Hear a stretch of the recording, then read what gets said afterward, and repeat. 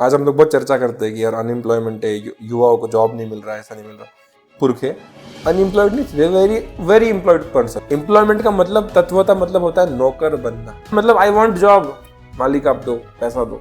तो हमारे स्कूल्स में अब क्या हो रहा है आजकल, बच्चों को एम्प्लॉय बनाने के लिए रेडी किया जा रहा है। और गुरुकुल शिक्षा पद्धति बच्चों को एम्प्लॉयर बनाती। देखिए, क्योंकि राजा बनने का सोच विचार हर कोई नहीं रखता। एमएनसीज को एम्प्लॉयज का प्रॉब्लम आएगा, ऐसा कभी नहीं आने वाला, क्योंकि हर कोई किंग बनने का सोचता नहीं है। छत्रपति शिवाजी महाराज का नाम लेने से ही शरीर के अंदर रोम रोम कंपित होने लगता है। पड़ता है कि ऐसा राजा हमें चाहिए, ऐसा व्यक्तित्व हमें समाज में आज चाहिए।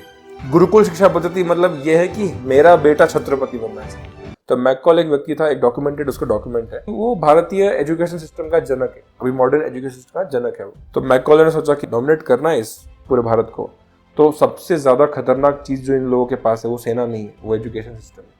हम इन लोगों के ऊपर कभी कब्जा नहीं कर पाएंगे, पर मुमकिन है अगर हम इनका एजुकेशन सिस्टम ही खत्म कर दें। आजकल स्कूल्स में हम लोग देख रहे हैं कि बच्चे 12 साल स्कूल जाते हैं, दे डोंट इवन रिमेंबर कि उन्होंने 12th में फर्स्ट चैप्टर क्या पढ़ा था, जब फर्स्ट ईयर में जाते थे।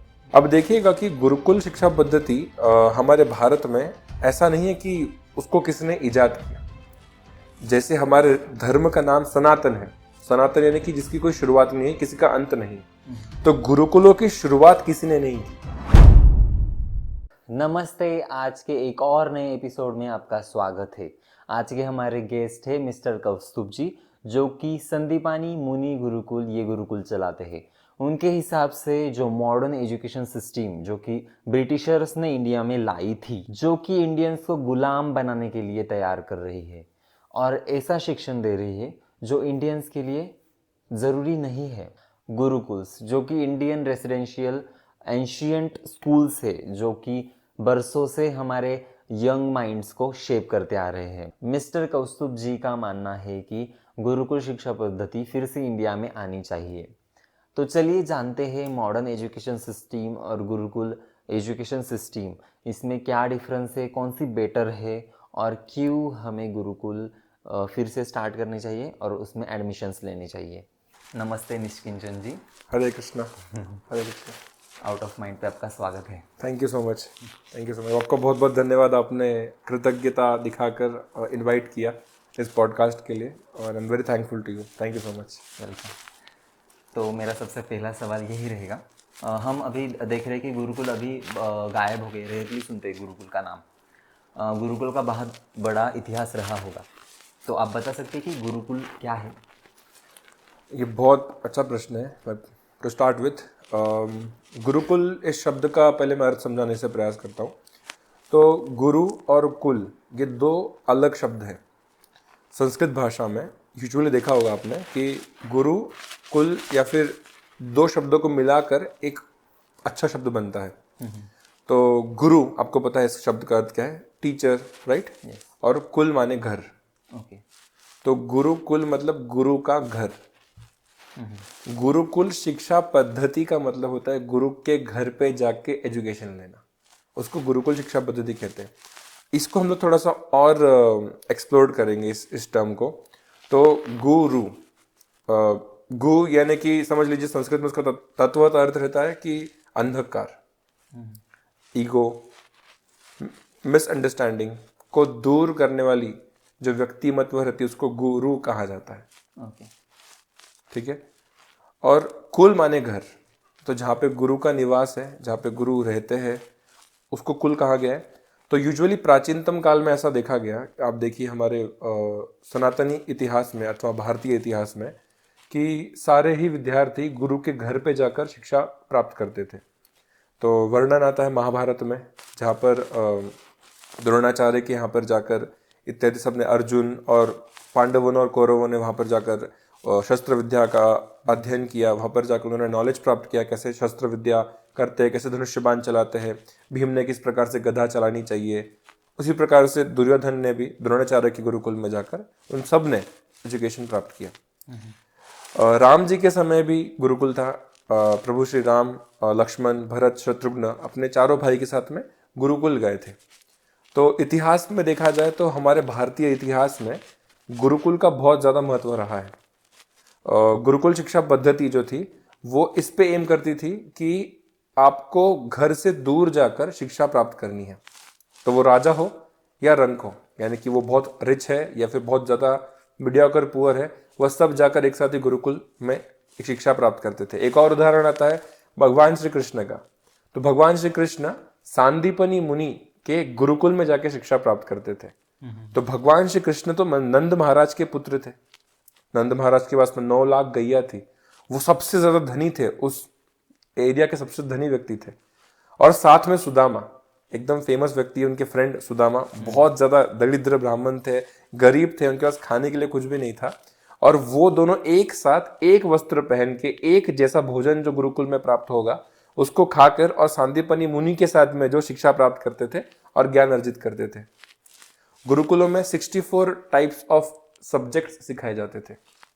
64 कलाम उसे कहते हैं। तो उसमें भाषा होती थी, उसमें नृत्य होता था, संगीत होता था, उसमें मेटलर्जी होती थी, उसमें केमिस्ट्री होती थी, उसमें फिजिक्स होता था, उसमें एस्ट्रोलॉजी, एस्ट्रोनॉमी, वैदिक कॉस्मोलॉजी, ऐसे अनेक अनेक विषय होते थे।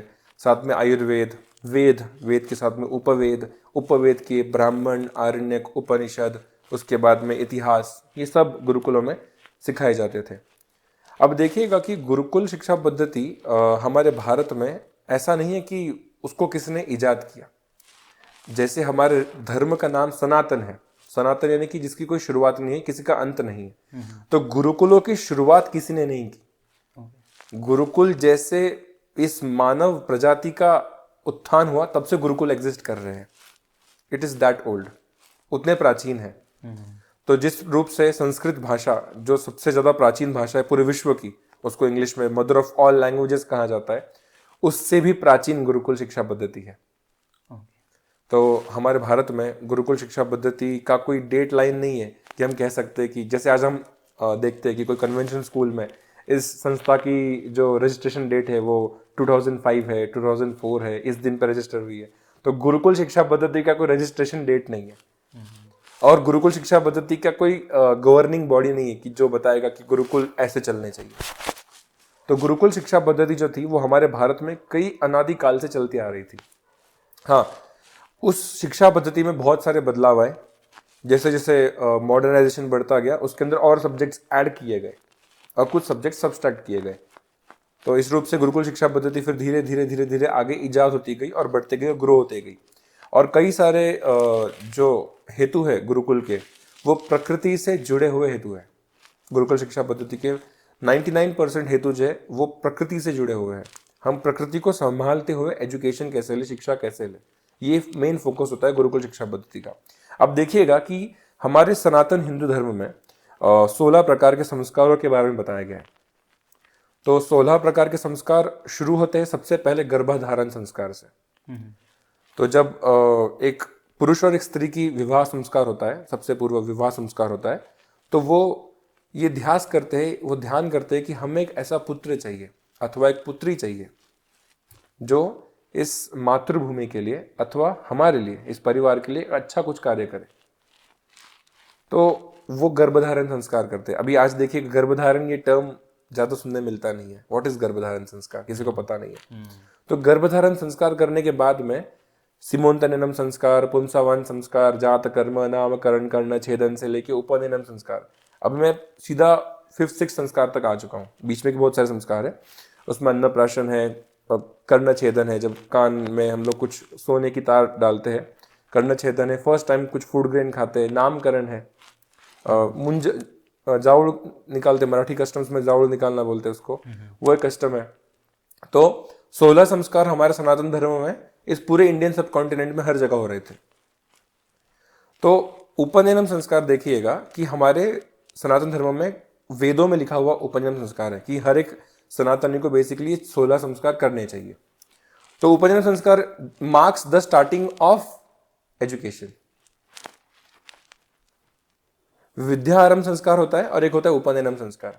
विद्यारंभ में जब बच्चा 5 वर्ष का हो जाता है, घर पे 5 वर्ष घर पे रहता है, तो माँ उसको अ, आ, ई, इति स्वर व्यंजन लिखना सिखाती है। तो किसी एक योग्य गुरु के निर्देश में घर पे वो बच्चा लिखना पढ़ना शुरू करता है और जब वो 9 वर्ष को प्राप्त करता है लड़का, तो उसको गायत्री मंत्र से उपदेशित, दीक्षित किया जाता है और उसके बाद में वो गुरुकुल जाने के लिए सज्ज हो जाता है। तो आप देखिएगा कि रामायण में इसका इतिहास आता है किस प्रकार से दशरथ महाराज ने, जो चारों पुत्र थे, गुरुकुल उनको 9 वर्ष के बाद में भेजा। उसके पूर्व दशरथ महाराज ने प्रभु श्री राम, लक्ष्मण, भरत और शत्रुघ्न को धनुर्विद्या का ज्ञान दिया था, क्योंकि दशरथ महाराज खुद धनुर्विद्या में बहुत ज्यादा प्रगाढ़ विद्वान थे। इक्ष्वाकु वंश के थे वो, और उनके वंशावली में हर एक राजा जो था बेसिकली वो उस आर्ट में, मार्शल आर्ट में बहुत ज्यादा प्रगाढ़ विद्वान था। तो भगवान श्री राम 9 वर्ष के बाद, यानी कि जब 9th वो रीच किए, 9th एज को रीच किए, तो घर पे बेसिकली उपनयन संस्कार होता है। तो उपनयन संस्कार में बच्चों को कान के अंदर राइट ईयर में पिताजी अथवा एक योग्य गुरु गायत्री मंत्र से दीक्षित करते हैं, और उसके बाद में वो गुरुकुल जाने के लिए रेडी हो जाते हैं। तो भगवान श्री राम के जीवन में वशिष्ठ मुनि, विश्वामित्र मुनि इत्यादि बहुत सारे ऋषि मुनि उनके लाइफ में गुरु के रूप में आए, और आगे जाके फिर उनकी जर्नी वैसे शुरू हुई।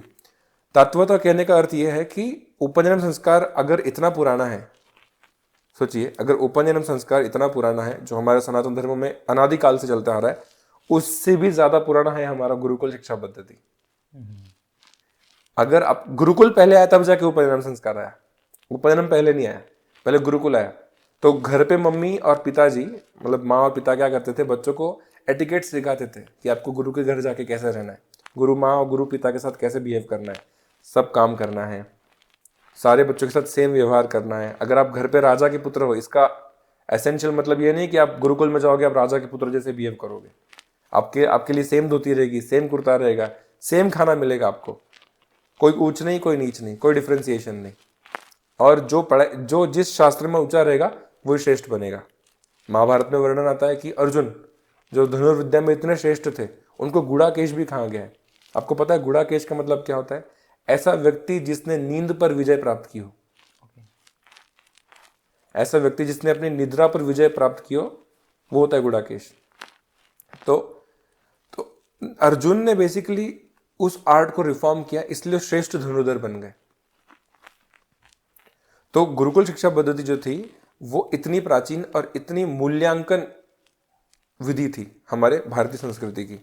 अब धीरे धीरे जैसे इतिहास हम लोगों को पढ़ाया गया है, स्कूल में पढ़ाया गया है, तो इतिहास में हम देखते हैं कि मुगल्स का इन्वेजन हुआ, ब्रिटिशर्स का इन्वेजन हुआ, और यहाँ से हमारी गुरुकुल शिक्षा पद्धति धीरे धीरे धीरे धीरे समाप्त होनी शुरू हो गई। I hope this answers the first question. Okay. तो ब्रिटिशर्स के बाद गुरुकुल शिक्षा पद्धति का कम होते गई या फिर Mughals, basically Mughals, okay, basically Mughal period जो 12th सेंचुरी 13th सेंचुरी का हो गया, तब से गुरुकुल शिक्षा पद्धति जो है वो धीरे धीरे डिटेरियोरेट होने लग गई। ओके। तो अभी तक वो कम ही हो रही या फिर क्या है इसका? अब तो पूरी तरह से समाप्त हो चुकी है। ओके, अभी तो पूरी तरह से समाप्त हो चुकी है। ऐसा समझिए कि अभी वो बडिंग स्टेजेस में है, अभी वो बडिंग स्टेजेस में, जैसे फिर से चालू हो रही है। अभी फिर से उसको रीजनरेट करने का प्रयास किया जा रहा है पूरे भारत में, पूरे भारत में उसको रीजनरेट करने का प्रयास किया जा रहा है। जैसे हमारी भारत की डेमोग्राफी है, ठीक है, अब ऐसा होता है कि जो मेजोरिटी रहती है ना, उस मेजोरिटी की बात को समझा जाता है, सुना जाता है, और उस मेजोरिटी की नीड्स को सेटिस्फाई किया जाता है। मैं थोड़ा सा इसमें इतिहास की बात करूंगा। शुरुआती दौर में जब भारत किसी भी फॉरेन इन्वेजन के अंडर नहीं था, यानी किसी भी बाहर के रूलर्स के अंडर भारत नहीं था, ना मुगल्स के अंडर था, ना ब्रिटिशर्स के अंदर था, तब तक भारत में गुरुकुल शिक्षा पद्धति बहुत अच्छे तरीके से चल रही थी। हाँ, मुगल पीरियड में भी गुरुकुल शिक्षा पद्धति बहुत अच्छी तरीके से चल रही थी, कुछ हद तक बहुत अच्छे तरीके से चल रही थी। परंतु 15th और 16th सेंचुरी के बीच में हुआ यूं कि मुगल जो थे वो भारत के बेसिकली एम्परर्स बन गए। ठीक है, अभी हम लोग ज़्यादा हिस्ट्री डीप में नहीं जाएंगे, परंतु मुगल्स जो थे वो भारत में ज़्यादा एम्परर्स बन गए। They became the strongest people in this Bharatvarsha, और वो डिसाइड करते थे फेट हमारे हिंदूज का या फिर सनातनीज का, कि हम कौन सा एजुकेशन लेंगे, क्या करेंगे, कैसे करेंगे। अभी गुरुकुल कैसे काम करते थे ये जानना बहुत ज़्यादा रोचक बात है। तो बेसिकली गुरुकुल में पहली बात तो फीस नहीं ली जाती थी। हमारे वैदिक ट्रेडिशन में 3 चीज़ों के लिए कभी भी मूल्य लेना नहीं चाहिए। सबसे पहली चीज़ होती है शिक्षा, एजुकेशन मस्ट बी फ्री। दूसरा होता है चिकित्सा यानी कि औषधि, आप किसी भी वैद्य को पेमेंट देके अपनी चिकित्सा नहीं करवा सकते। और तीसरा होता है अन्न, जो फूड होता है वो फ्री होना चाहिए। आप सोचिए, जिस भारत में, जिस राष्ट्र में अगर 3 चीजें फ्री है, वो समृद्धशाली हुआ कि नहीं हुआ? राइट? अगर आपको एजुकेशन के लिए फीस देना नहीं पड़ रहा है, आप बोलो आपके पेरेंट्स सबसे ज़्यादा खुश रहेंगे। अगर आपको मेडिकल, घर में कोई इमरजेंसी हो गई है, तो आपके पेरेंट्स सबसे ज़्यादा खुश रहेंगे, they will be very relaxed. और फूड आपको फ्रीली अवेलेबल है, खुद की खेती है, खुद की गाय है, खुद का एरिया है जहाँ पे आप ग्रेन्स उगा रहे हो, बार्टर सिस्टम चल रहा है, कोई दिक्कत नहीं आ रही है। अभी आप देखो, मैं इसके पीछे एक और इतिहास बताता हूँ। मेगास्थनीज नाम का एक व्यक्ति था, एक ग्रीक ट्रैवलर था, उसने इंडिका नाम की एक पुस्तक लिखी। अभी ये बात बहुत सालों पहले की, आई गेस अराउंड 2000 ईयर्स पुरानी बात है। तो मेगास्थनीज भारत में ट्रैवल कर रहा था, and while he was travelling India, वो अपने बुक में लिखता है, इंडिका इस बुक में लिखता है कि वो एक ऐसे विलेज में गया जहाँ पर 2 फार्मर्स एक सोने के घड़े के ऊपर झगड़ा कर रहे थे। और वो जाके पूछता है उन दोनों को कि इस सोने के घड़े के ऊपर, जो सोने से भरा हुआ था, घड़ा जो था सोने से भरा हुआ था, इसको लेके आप झगड़ा क्यों कर रहे हो? तो फार्मर ए और फार्मर बी, हम नाम दे देंगे अभी। तो फार्मर ए बोलता है कि मैंने फार्मर बी को ये ज़मीन बेच दी थी, ये ज़मीन बेच दी थी कुछ वर्ष पूर्व, और ज़मीन के अंदर इसने खड्डा खोदा, और खड्डा खोदते समय ये घड़ा निकल गया। तो ये फार्मर बी बोल रहा है कि ये घड़ा आपका है, मैंने ज़मीन खरीदी थी, घड़ा नहीं खरीदा था। समझ रहे हो आप? वो कहता है कि मैंने ज़मीन खरीदी थी, घड़ा नहीं खरीदा था। और फार्मर ए कहता है कि मैंने अगर ज़मीन बेच दी तो घड़ा भी बेच दिया है। तो आप समझिएगा कि तब का कैरेक्टर कितना अच्छा था लोगों का, नीतिमत्ता कितनी अच्छी थी, सोशलाइजेशन कितना ज्यादा अच्छा था, कितना प्रगत था, कितना डेवलप था। तो मेगास्थनीज आगे जाके बोलता है, तो इस घड़े का करोगे कि इतना वैल्यूएबल है, इसमें कई मिलियंस एंड ट्रिलियंस डॉलर्स का सोना पड़ा हुआ है, रोड पे पड़ा हुआ है, और कोई इसको ले नहीं रहा है। ना फार्मर ए इसको क्लेम कर रहा है, ना फार्मर बी इसको क्लेम कर रहा है। तो फार्मर ए और फार्मर बी दोनों चले गए मंत्री के पास में, जो पंचायत होती गांव में, उनके पास चले गए। पंचायत को बताया कि मैंने लैंड बेचा था, उसके अंदर मेरा सोना था, पर जैसे ही मैंने लैंड बेच दिया, सोना तो मेरा नहीं है। और फार्मर भी बोलता है कि मैंने लैंड खरीदा तो सोना नहीं खरीदा था, तो वो मेरा नहीं है। तो देखिए वहां पर उनके इंटेंशंस क्या है, उनकी प्योरिटी ऑफ माइंड कितना है कि they will not accept anything that is not there. जितना उनका है उतना ही, स्वार्थी नहीं थे, क्योंकि एजुकेशन से होता था। एजुकेशन का एक मेयर मतलब यह नहीं होता कि आप बस एक डिग्री का सर्टिफिकेट ले लोगे, मैकेनिकल इंजीनियरिंग, केमिकल इंजीनियरिंग, कोई भी एरोनॉटिकल इंजीनियरिंग, किसी का भी डिग्री ले लोगे और बस उसमें पारंगत बन गए, दैट इज नॉट एजुकेशन। जब तक आपका कैरेक्टर डेवलप नहीं होता है, जब तक आपको if, but, why, when, where, how इसके क्वेश्चंस का आंसर नहीं मिलता खुद के जीवन को लेके, तब तक आपका शिक्षा पूरा नहीं हुआ है, आप अशिक्षित ही हो। तो मेगास्थनीज ने देखा कि ये फार्मर ए और फार्मर बी जो थे बेसिकली, वो एक घड़े को लेकर झगड़ा कर रहे थे कि बाबा ये मेरा नहीं, मैं नहीं लेने वाला हूँ। तो पंचायत बोलती है कि ठीक है, हम इसके ऊपर निर्णय लेने का प्रयास करते हैं। तो पंचायत वाले भी हचके बुचके हो जाते हैं। तो एक व्यक्ति कहता है कि क्यों ना हम इस घड़े का हर एक सिक्का गांव वालों को दे दे। तो वो कहते हैं कि नहीं नहीं, इससे सबके अंदर गलत नीतिमत्ता आ जाएगी, क्यों सबको देना ये, अगर इन दोनों का नहीं है तो हमारा भी नहीं है। तो घड़े को लेके राजा के पास जाते हैं। तो मंत्री बोलता है कि राजन, ये घड़ा जो है हम लोग हमारे राजकोष में, ट्रेजर में, जो नेशनल ट्रेजर है हमारा, उसमें डाल देते हैं। महाराज बोलते कदापि नहीं, अगर एक सोना हमारे नेशनल ट्रेजर में चला गया तो हमारा नेशनल ट्रेजर जो है वो इम्प्योर बन जाएगा, मेरी माइंडसेट गलत हो जाएगी, तो ये घड़ा मुझे भी नहीं चाहिए। तो आप सोचिएगा, ये आज से 2000 साल पूर्व का भारत था। आज आप देखिएगा बहुत जगह पे एक्सकैवेशन किया जाता तो उनको बहुत सारे सोने के घड़े बड़े बहुत कुछ मिल जाते।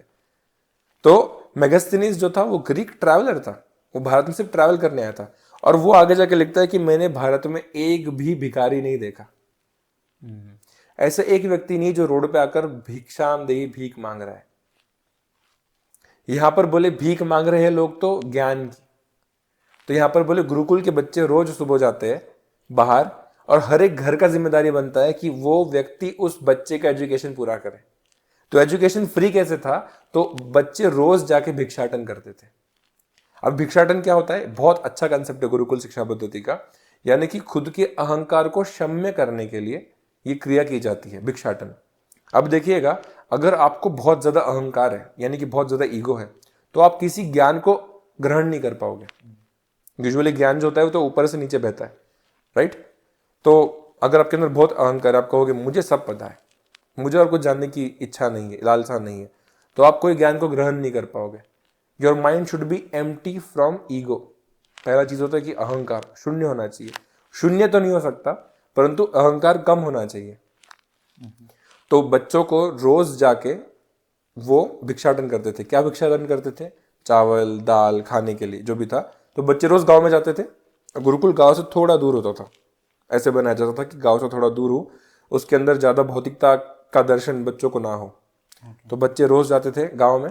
एक समय निश्चित किया जाता था दोपहर को 1 से लेकर 4 बजे के बीच में, और सभी घर वाले अपने खाने में का एक पोर्शन, अच्छा पोर्शन, नॉट झूठा या फिर ऐसा नहीं, अच्छा पोर्शन, यानी कि ग्रेन्स, ताजे ग्रेन, सब्जियां सब एक जगह घर में बाहर निकाल के रखते थे। बच्चे आएंगे तो उनको झोली भर भर के एक ग्रेन्स और भिक्षा देंगे, और बच्चे वापस गुरुकुल जाएंगे, सब मिलके अपना अपना जो भिक्षा लेके आए हैं उसको एक साथ पकाएंगे और गुरु को भी खिलाएंगे और खुद भी खाएंगे। तो गांव में जो धनी व्यक्ति होता था वो गुरुकुल के लिए दूध देता था, जिससे यथारूप जो सेवा होती थी वो गुरुकुल के लिए वैसा पोषण देता था। कोई मटके देता था, कोई कैटल्स देता था, गाय दे देता था, कोई घोड़े देता था, कोई इंस्ट्रूमेंट्स देता था अलग अलग क्रिया करने के लिए, कोई समिधा देता था, तो कोई घी देता था। तो पूरे गांव के मदद से स्कूल्स चलते थे, गुरुकुल्स चलते थे। अभी मॉडर्नली हम उसको स्कूल नाम देंगे, पर गुरुकुल चलते थे। अब देखिएगा यहाँ पर बेसिकली पूरे गांव की जिम्मेदारी होती थी कि हमें गुरुकुल को चलाना है, हमारे बच्चों को शिक्षित बनाना है। तो उसके लिए योग्य आचार्य चाहिए। अभी आचार्य इस शब्द का मतलब है आचरण इति आचार्य। जो अपने बिहेवियर से दूसरों को सिखाए उसको बोलते टीचर, आचार्य।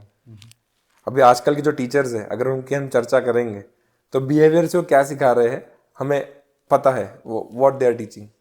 तो आचरण से जो दूसरों को सिखाए, आचरण से दूसरों को education they are called as true आचार्यस। तो पूरा गांव जो था वो एक योग्य आचार्य का निश्चित करता था कि बाबा हमें हमारे बच्चों को इसके पास भेजना है, इस गुरुकुल में भेजना है, यहाँ पर हमको शिक्षा प्राप्त करवानी है। और सब जरूरी नहीं था कि हर बच्चा गुरुकुल ही जाता था, नॉट नेसेसरी। फॉर एग्जाम्पल हमारे सनातन धर्म में 4 वर्ण बनाए गए हैं, राइट? आपको पता होगा 4 वर्ण। तो पहला वर्ण है ब्राह्मण, दूसरा वर्ण है क्षत्रिय, तीसरा है वैश्य, चौथा है शूद्र। और 4 आश्रम है। पहला है ब्रह्मचारी, दूसरा है गृहस्थ, तीसरा है वानप्रस्थ और चौथा है सन्यास। ये हर सनातनी हिंदू के लिए मैंडेटरी आश्रम है।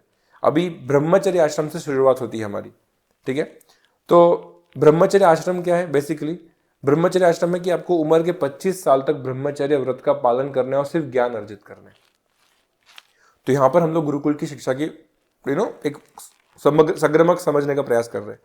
तो जब बच्चा जन्म लेता है, ठीक है, टेन्योर बता रहा हूं मैं गुरुकुल का, तो 5 साल तक उसका होता है अन्नमय कोश। तो अन्नमय कोश तक वो माँ के साथ लालन पालन करता है, अपनी फूड बॉडी को ग्रो करता है, घर में खूब मिठाई खाता है, हर 2 घंटे में उसको भूख लगती है, खेलता है, कूदता है, माता पिता का प्यार रिसीव करता है। 6 साल से लेके 7 साल और 8 साल की उम्र तक माता पिता उसको डिसिप्लिन करते हैं, इसको बोलते हैं प्राणमय कोश। यहाँ पे फ्रेंड्स बनाता है, वो अलग अलग विषय सीखने का प्रयास करता है, घर में थोड़ी सेवा करता है, बड़ों का सम्मान करना इसी एज में सीखता है, प्राणमय कोश में। 9 साल की उम्र में उपनयन करवाने के बाद में बच्चा जो है 9 साल से लेके आने वाले 12 साल तक, यानी 9 साल से आप गिन लीजिए आने वाले 12 साल, it is max to max around 20-21 years तक वो गुरुकुल में रहता है। 12 साल गुरुकुल में वो अपना एजुकेशन पूरा करने के बाद में गुरुकुल में कम से कम 2 से 3 वर्ष की सेवा करता है एज अ आचार्य। समझ रहे हो आप?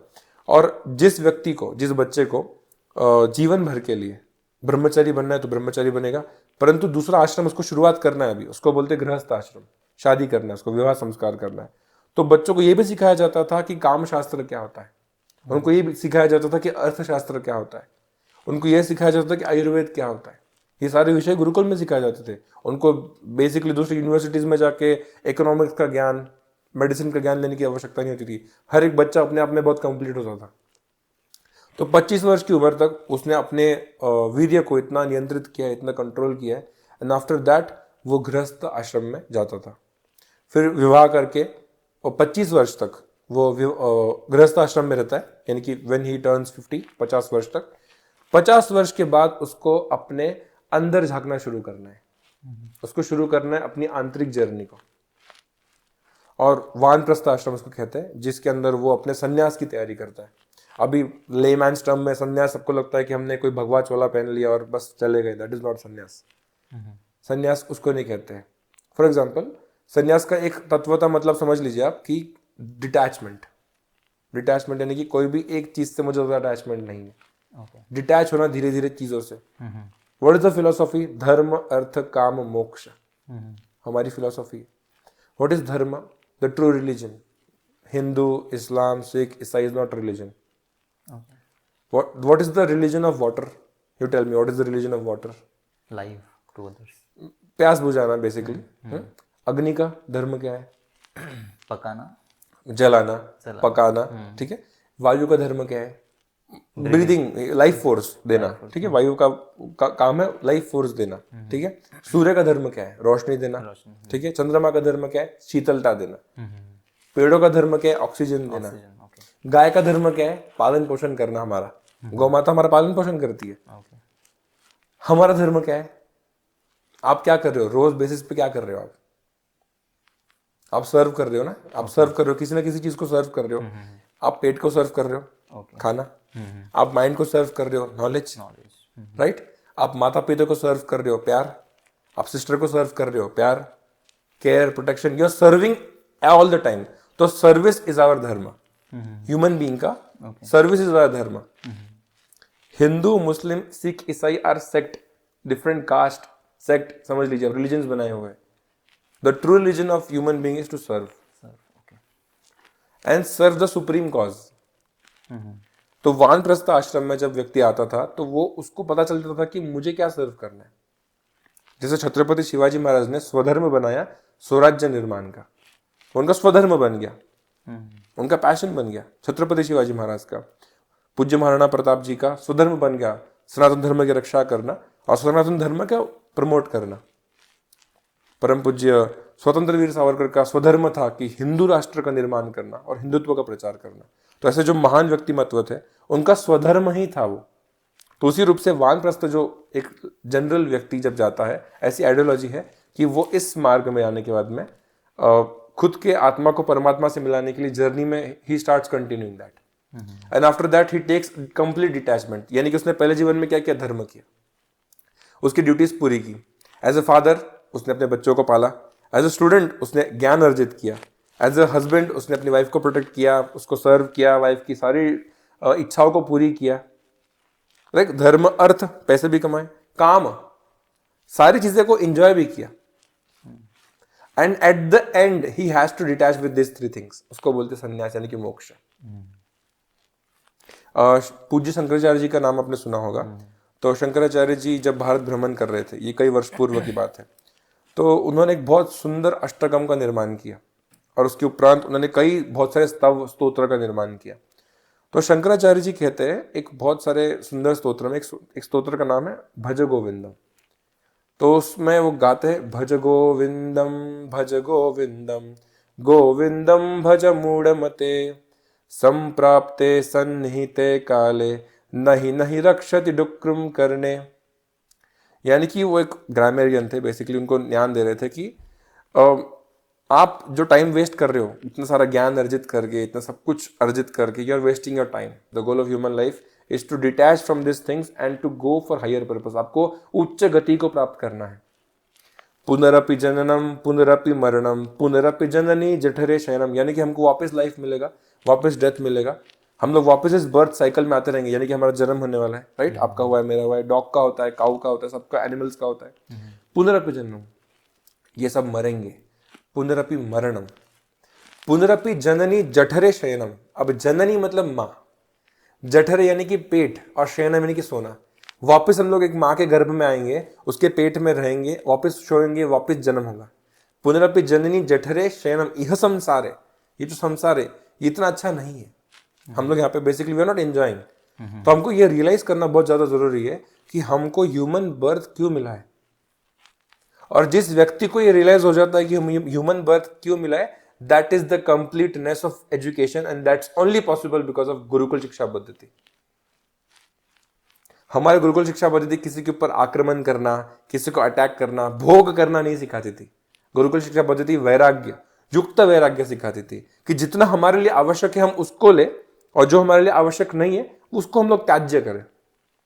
जैसे यज्ञ में एक मंत्र आता है, स्वाहा इदम कृष्णाय इदम न मम, स्वाहा इदम वासुदेवाय इदम न मम, स्वाहा इदम नारायणाय इदम न मम। ये मंत्र क्यों बोला जाता है? आप देखिएगा भगवत गीता में भगवान यज्ञ के ऊपर बहुत सारी बातें कर रहे हैं। भगवत गीता में यज्ञ दान तपस्कर्म न त्याज्यम कार्यमेव तत् यज्ञ दान तपश्चैव पावनानि मनीषिणाम। भगवान नित्य रूप से यज्ञ दान यज्ञ यज्ञ यज्ञ यज्ञ की बात कर रहे हैं। बहुत यज्ञ आदि पर्जन्यो, यज्ञ से पर्जन्य होता है। तो भगवान यहाँ पे ये बता रहे हैं कि what is yagya? Yagya is nothing else but sacrifice. What is dear to you have to sacrifice that for the higher cause. तो स्वाहा मैं दे रहा हूं किसके लिए? Krishna, supreme personality of godhead, भगवान जो सर्व कारण कारणम है और जो भगवान से मुझे प्राप्त हुआ है मैं वापस दे रहा हूं। इदम न मम, ये मेरा नहीं है, भगवान आपको वापस। सोचिए हमारी आइडियोलॉजी गुरुकुल में या फिर वैदिक संस्कृति में इस रूप से थी कि जो भगवान से हमें प्राप्त हो रहा है हम वापस भगवान को दे रहे हैं। We are showing gratitude every day every morning in our gurukul. और एंड में जब बच्चा, जैसे कि उसने 25 साल तक गुरुकुल में शिक्षा प्राप्त कर ली, इसका यह मतलब नहीं कि वो आने वाले 75 साल तक he will forget what he learned. उसने ये शिक्षा प्राप्त की है कि उसको आने वाले 75 ईयर्स कैसे रहना है। आजकल स्कूल्स में हम लोग देख रहे हैं कि बच्चे 12 साल स्कूल जाते हैं, दे डोंट इवन रिमेंबर कि उन्होंने 12th में फर्स्ट चैप्टर क्या पढ़ा था, जब फर्स्ट ईयर में जाते तब। तो what to speak about first standard, second standard, third standard. गुरुकुल में तो 25 साल या फिर घर में या फिर उस बिरादरी में रहने के उपरांत उनको ये याद रहता था कि जो वैल्यूज, जो कैरेक्टर्स हमने सीखे वो 75 ईयर्स तक हमारे फैमिली के लिए, हमारे सोसाइटी के लिए और हमारे नेशन के लिए कितने उपयोगी बनेंगे। ये कोर वैल्यूज जो ट्रेनिंग थी आज ये स्कूल से मिसिंग है, एजुकेशन सिस्टम से मिसिंग है। और बेसिकली इसकी शुरुआत जो थी वो ब्रिटिश पीरियड में बहुत गहनता से हुई, मैककॉले इस व्यक्ति के कारण। अभी हम सब ने मैककॉले के बारे में सुना ही होगा कि मैककॉले कौन था। मैककॉले एजुकेशन सिस्टम, मैककॉले एक बेसिकली एक ब्रिटिश ऑफिसर था। तो मैककॉले जब भारत आया था, अब देखिएगा कि भारत में ब्रिटिश ईस्ट इंडिया कंपनी का रूल था। तो ये बेसिकली ये लोग आए थे जो व्यापार करने आए थे, ये कंपनी चला रहे थे, ठीक है, जैसे रिलायंस है, जैसे टाटा है, they were running their own company. तो ब्रिटिश ईस्ट इंडिया कंपनी ने जब बंगाल में उनका इस्टेब्लिशमेंट किया, फिर उसके बाद में गुजरात में किया, तो उनको रियलाइज हुआ कि जो मैन फोर्स है और जो इंपोर्ट एक्सपोर्ट का खर्चा बहुत ज़्यादा है। मतलब उनको ब्रिटेन से चीज़ें लानी है, भारत में बेचनी है, और भारत से चीज़ें ले जाके वापस ब्रिटेन में बेचनी है। कॉस्ट ज़्यादा है, प्रॉफिट निकल नहीं रहा है। तो उन्होंने सोचा कि ठीक है, हम लोग एक काम करेंगे, हम लोग भारत के अंदर ही खरीदेंगे, भारत के अंदर ही बेचेंगे। ज़्यादा ईजी है ना, आपको उधर जाने की ज़रूरत नहीं है। और इनफैक्ट भारत से एक्स्ट्रा प्रॉफिट कमा के ब्रिटेन में चीज़ों को डबल महंगे दाम में बना के वापस भारत में लेके आएंगे। तो ब्रिटिशों ने क्या किया, उन्होंने यहाँ पर आने के बाद में उन्होंने ऐसे डिसाइड किया कि हम लोग पहले यहाँ के एजुकेशन सिस्टम को समझते हैं कि कैसा सिनेरियो है, क्या है। तो मैककॉले एक व्यक्ति था, एक डॉक्यूमेंटेड उसका डॉक्यूमेंट है। तो मैककॉले ने बेसिकली समझ लीजिए कि वो भारतीय एजुकेशन सिस्टम का जनक है, अभी मॉडर्न एजुकेशन सिस्टम का जनक है वो। तो उन्होंने भारत की लेंथ ब्रेथ ट्रैवल की, उन्होंने सब जगह देखा, उनको पता चला कि यहाँ पे कोई गवारा नहीं है, सब पढ़े लिखे लोग हैं। तो मैककॉले ने सोचा कि देखिए हमें इनको अगर हमको हमको डोमिनेट करना है इस पूरे भारत को, तो सबसे ज़्यादा खतरनाक चीज़ जो इन लोगों के पास है वो सेना नहीं है, वो एजुकेशन सिस्टम है। इनका एजुकेशन सिस्टम इतना स्ट्रांग है कि हम इन लोगों के ऊपर कभी कब्जा नहीं कर पाएंगे, पर मुमकिन है अगर हम इनका एजुकेशन सिस्टम ही खत्म कर दें। तो एक उन्होंने लॉ लाया। अब देखिए बहुत सारे कायदे ब्रिटिश सरकार ने लाए थे, उसमें से इंग्लिश एजुकेशन एक्ट करके एक एक्ट था जो अभी इंडियन एजुकेशन एक्ट में परिणत हो चुका है और फिर आगे जाके वैसा ही चल रहा है सेम। तो उन्होंने इंग्लिश एजुकेशन एक्ट बनाया। उस एक्ट में ऐसे नॉर्म्स थे, आप वही पढ़ाई लोगे जो सरकार के द्वारा मान्य रहेगी। बड़े स्मार्ट थे ये। उन्होंने बोला कि आप वही एजुकेशन लोगे जो सरकार के द्वारा मान्य थी अथवा सरकार के लॉ में बैठती थी। वो सेक्युलर होनी चाहिए, वो ट्रेडिशनल नहीं होनी चाहिए, उससे भला होना चाहिए सबका, और उसमें सब बच्चे पढ़ने चाहिए। ये उसके बहुत सारे नॉर्म्स और नॉमेनक्लेचर का ये था। तो ब्रिटिश एजुकेशन सिस्टम जो था वो हर जगह भारत में आ गया। अब उसका रीज़न ये हुआ कि जितने गुरुकुल ऑलरेडी चल रहे थे, जैसे भारत के हर गली में गुरुकुल था, तो वहाँ पर जो गुरुकुल चला रहे थे, परिवार चला रहे थे, पूरा गांव चला रहा था परिवार गुरुकुल।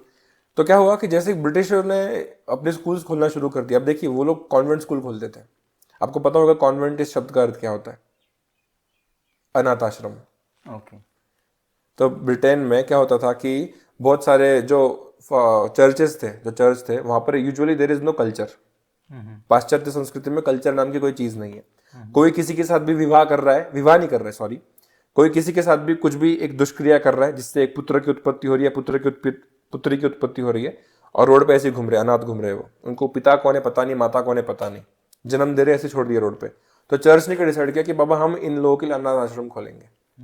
कुछ टीनेज लड़कियां हैं जो प्रेग्नेंट हो चुकी है, वो संभाल नहीं सकती बच्चों को खुद ही क्योंकि यंग है वो, तो ऐसे बच्चों को अनाथ आश्रम यानी कि कॉन्वेंट, ये टर्म वहाँ पे यूज करने लग गए। तो वहाँ पे कौन टीचर्स थे? फादर सिस्टर्स, ये लोग टीचर्स थे, चर्च के अंदर चलता था ये। तो वहाँ पर लोगों ने छोटे से हर्ट्स में कॉन्वेंट्स बनाना शुरू कर दिया, और भारत में आने के बाद में इन्होंने कॉन्वेंट स्कूल्स चालू कर दिए। हमको बड़ा गर्व होता है, मैं कॉन्वेंट्स में सीखा हूँ। अरे भाई तो अनाथ आश्रम में सीखा हुआ है वो कॉन्वेंट नहीं, अनाथ आश्रम है। और वहां पे जाने के बाद में बच्चों को इंग्लिश में बोलना, इंग्लिश में पढ़ना, इंग्लिश में सीखना, इंग्लिश माइंडसेट बनाना शुरू कर दिया। ऊपर टाई रहेगा, व्हाइट शर्ट रहेगा, नीचे जो भी कलर की पैंट रहेगी, एक लेदर का जूता रहेगा। अब मुझे एक बात बताइए, टाई ये कंसेप्ट कहाँ से आया? ये भारतीय कंसेप्ट है? बिल्कुल भी नहीं। अब टाई वहां पे क्यों पहनते थे? बेसिकली वहां ठंड इतनी है कि उनको बॉडी कवर करना है, ब्लेजर पहनना, टाई पहनना, कोट पहनना, अपर कोट पहनना उनका कस्टम है। भारत में कौन सी बर्फ गिर रही है बताइए मुझे, except for Kashmir and Jammu. हम लोग टेम्परेट सेमी टेम्परेट जोन में आते हैं, जोग्राफिकल एरियाज के थ्रू। हमारा होना चाहिए धोती, हमारे था जो ये था ड्रेस कोड था, धोती था, ऊपर से हल्का सा कुर्ता था। जितना अमीर व्यक्ति रहो, जितना छोटा व्यक्ति रहो, सब धोती कुर्ता पहनते थे क्योंकि गर्म ही इतना होता था और होता है। हम लोग ठंड प्रदेश में नहीं रहते, पर हमारे स्कूल के बच्चे आज क्या पहन के जा रहे? एकदम हैवी बना हुआ ब्लेजर, सर से पसीना निकल रहा है, पीछे बैग में 10 किलो वजन है, और वो कपड़े पहन के बच्चे स्कूल जा रहे हैं। ये मैकॉले की देन है। तो देखिए हम लोग कैसे भेड़ बकरी जैसे चलते हैं ना, एक बकरी जब चलती है आगे, तो आपने देखा होगा, देखिए आप कभी जाए देखोगे, आपको देखने मिला तो बकरी के आगे चलती है ना, 10 बकरियां उसको फॉलो करती है। वो बकरी खड्डे में जाएगी, 10 बकरियां खड्डे में चली जाएगी, वो सोचेगी नहीं कि मुझे खड्डे में नहीं जाना है।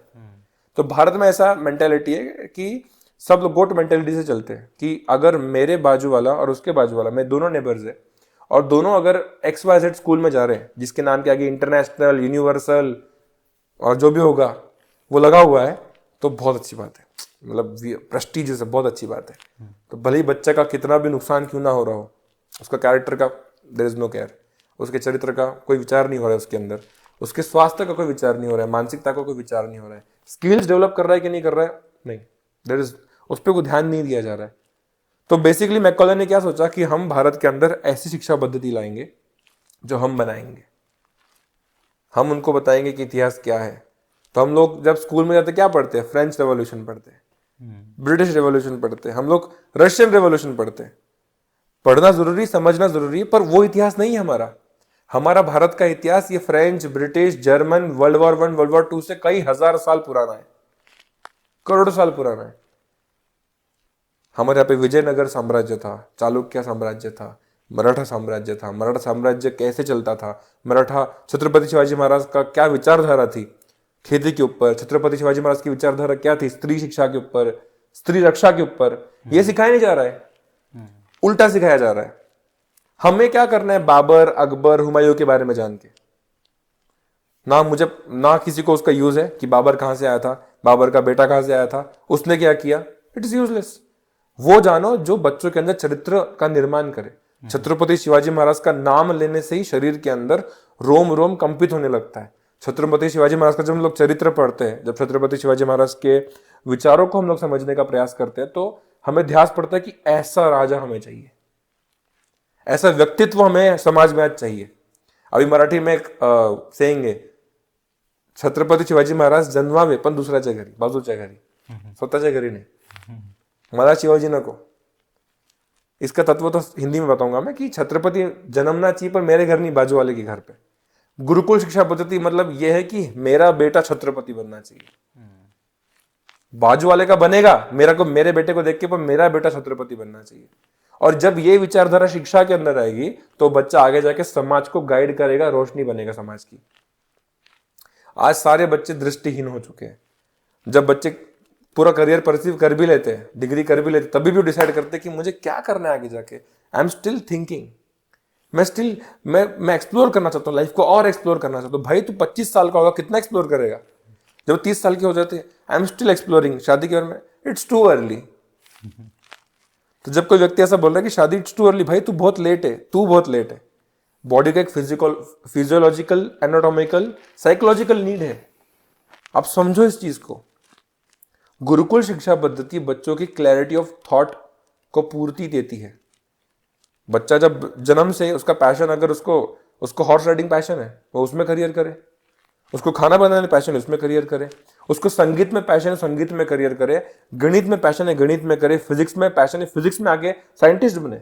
केमिस्ट्री में पैशन है, केमिस्ट्री पढ़े, केमिकल इंजीनियर बने। उसके बाद में जो उसको पीएचडी और मास्टर्स करने के लिए बाहर जाना है, he can pursue that degrees. Gurukul शिक्षा पद्धति इज नॉट फोकस्ड ऑन जो भेड़ बकरियां चल रही है। गुरुकुल शिक्षा पद्धति is focused on becoming lion rather than becoming a goat. And lion का मतलब I am not saying to become a king. I am saying to become expert in your own field. अभी इसका एक भगवान भगवद में एक श्लोक कहते हैं कि, मैं उसको संस्कृत में श्लोक नहीं कहूंगा, भगवान ऐसा कहते हैं कि आप स्वधर्म करो।